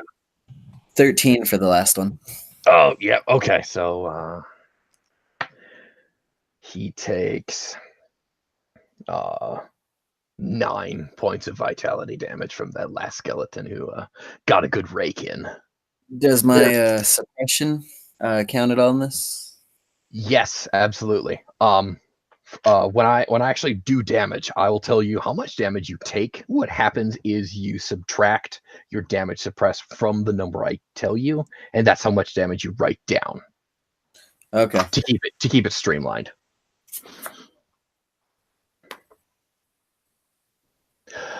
What kind of armor is Moon wearing? Yeah, I was just gonna bring that up. I think I take 1 less damage because I have leather and furs on. That's correct. You take 1 less armor. Oh, one less point. Oh, I feel so much better. You're a little taller, man. Just a little less dead. A little less dead. Oh boy. Fuck. All right. Back to the top of the order here. So the Gravekeeper, for Moon, I'm not going to have him roll for awareness, but since you guys, the other two, are engaged in melee, I need you two to make awareness tests, please.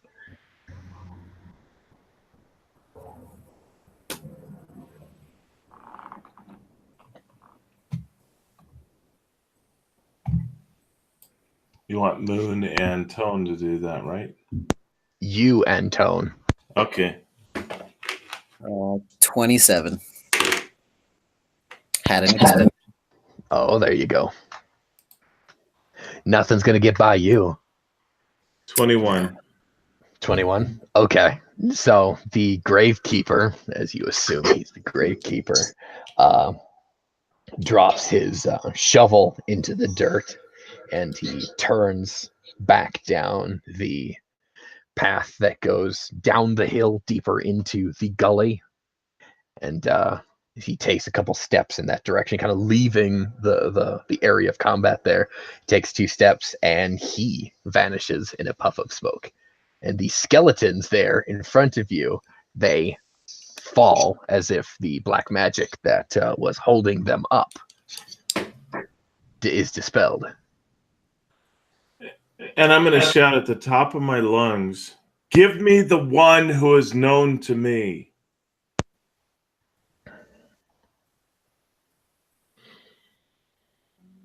Can I Your get a words spirit echo. roll? No, you're fine. Okay. Your words echo across the cemetery. And you don't hear any reply but your own voice.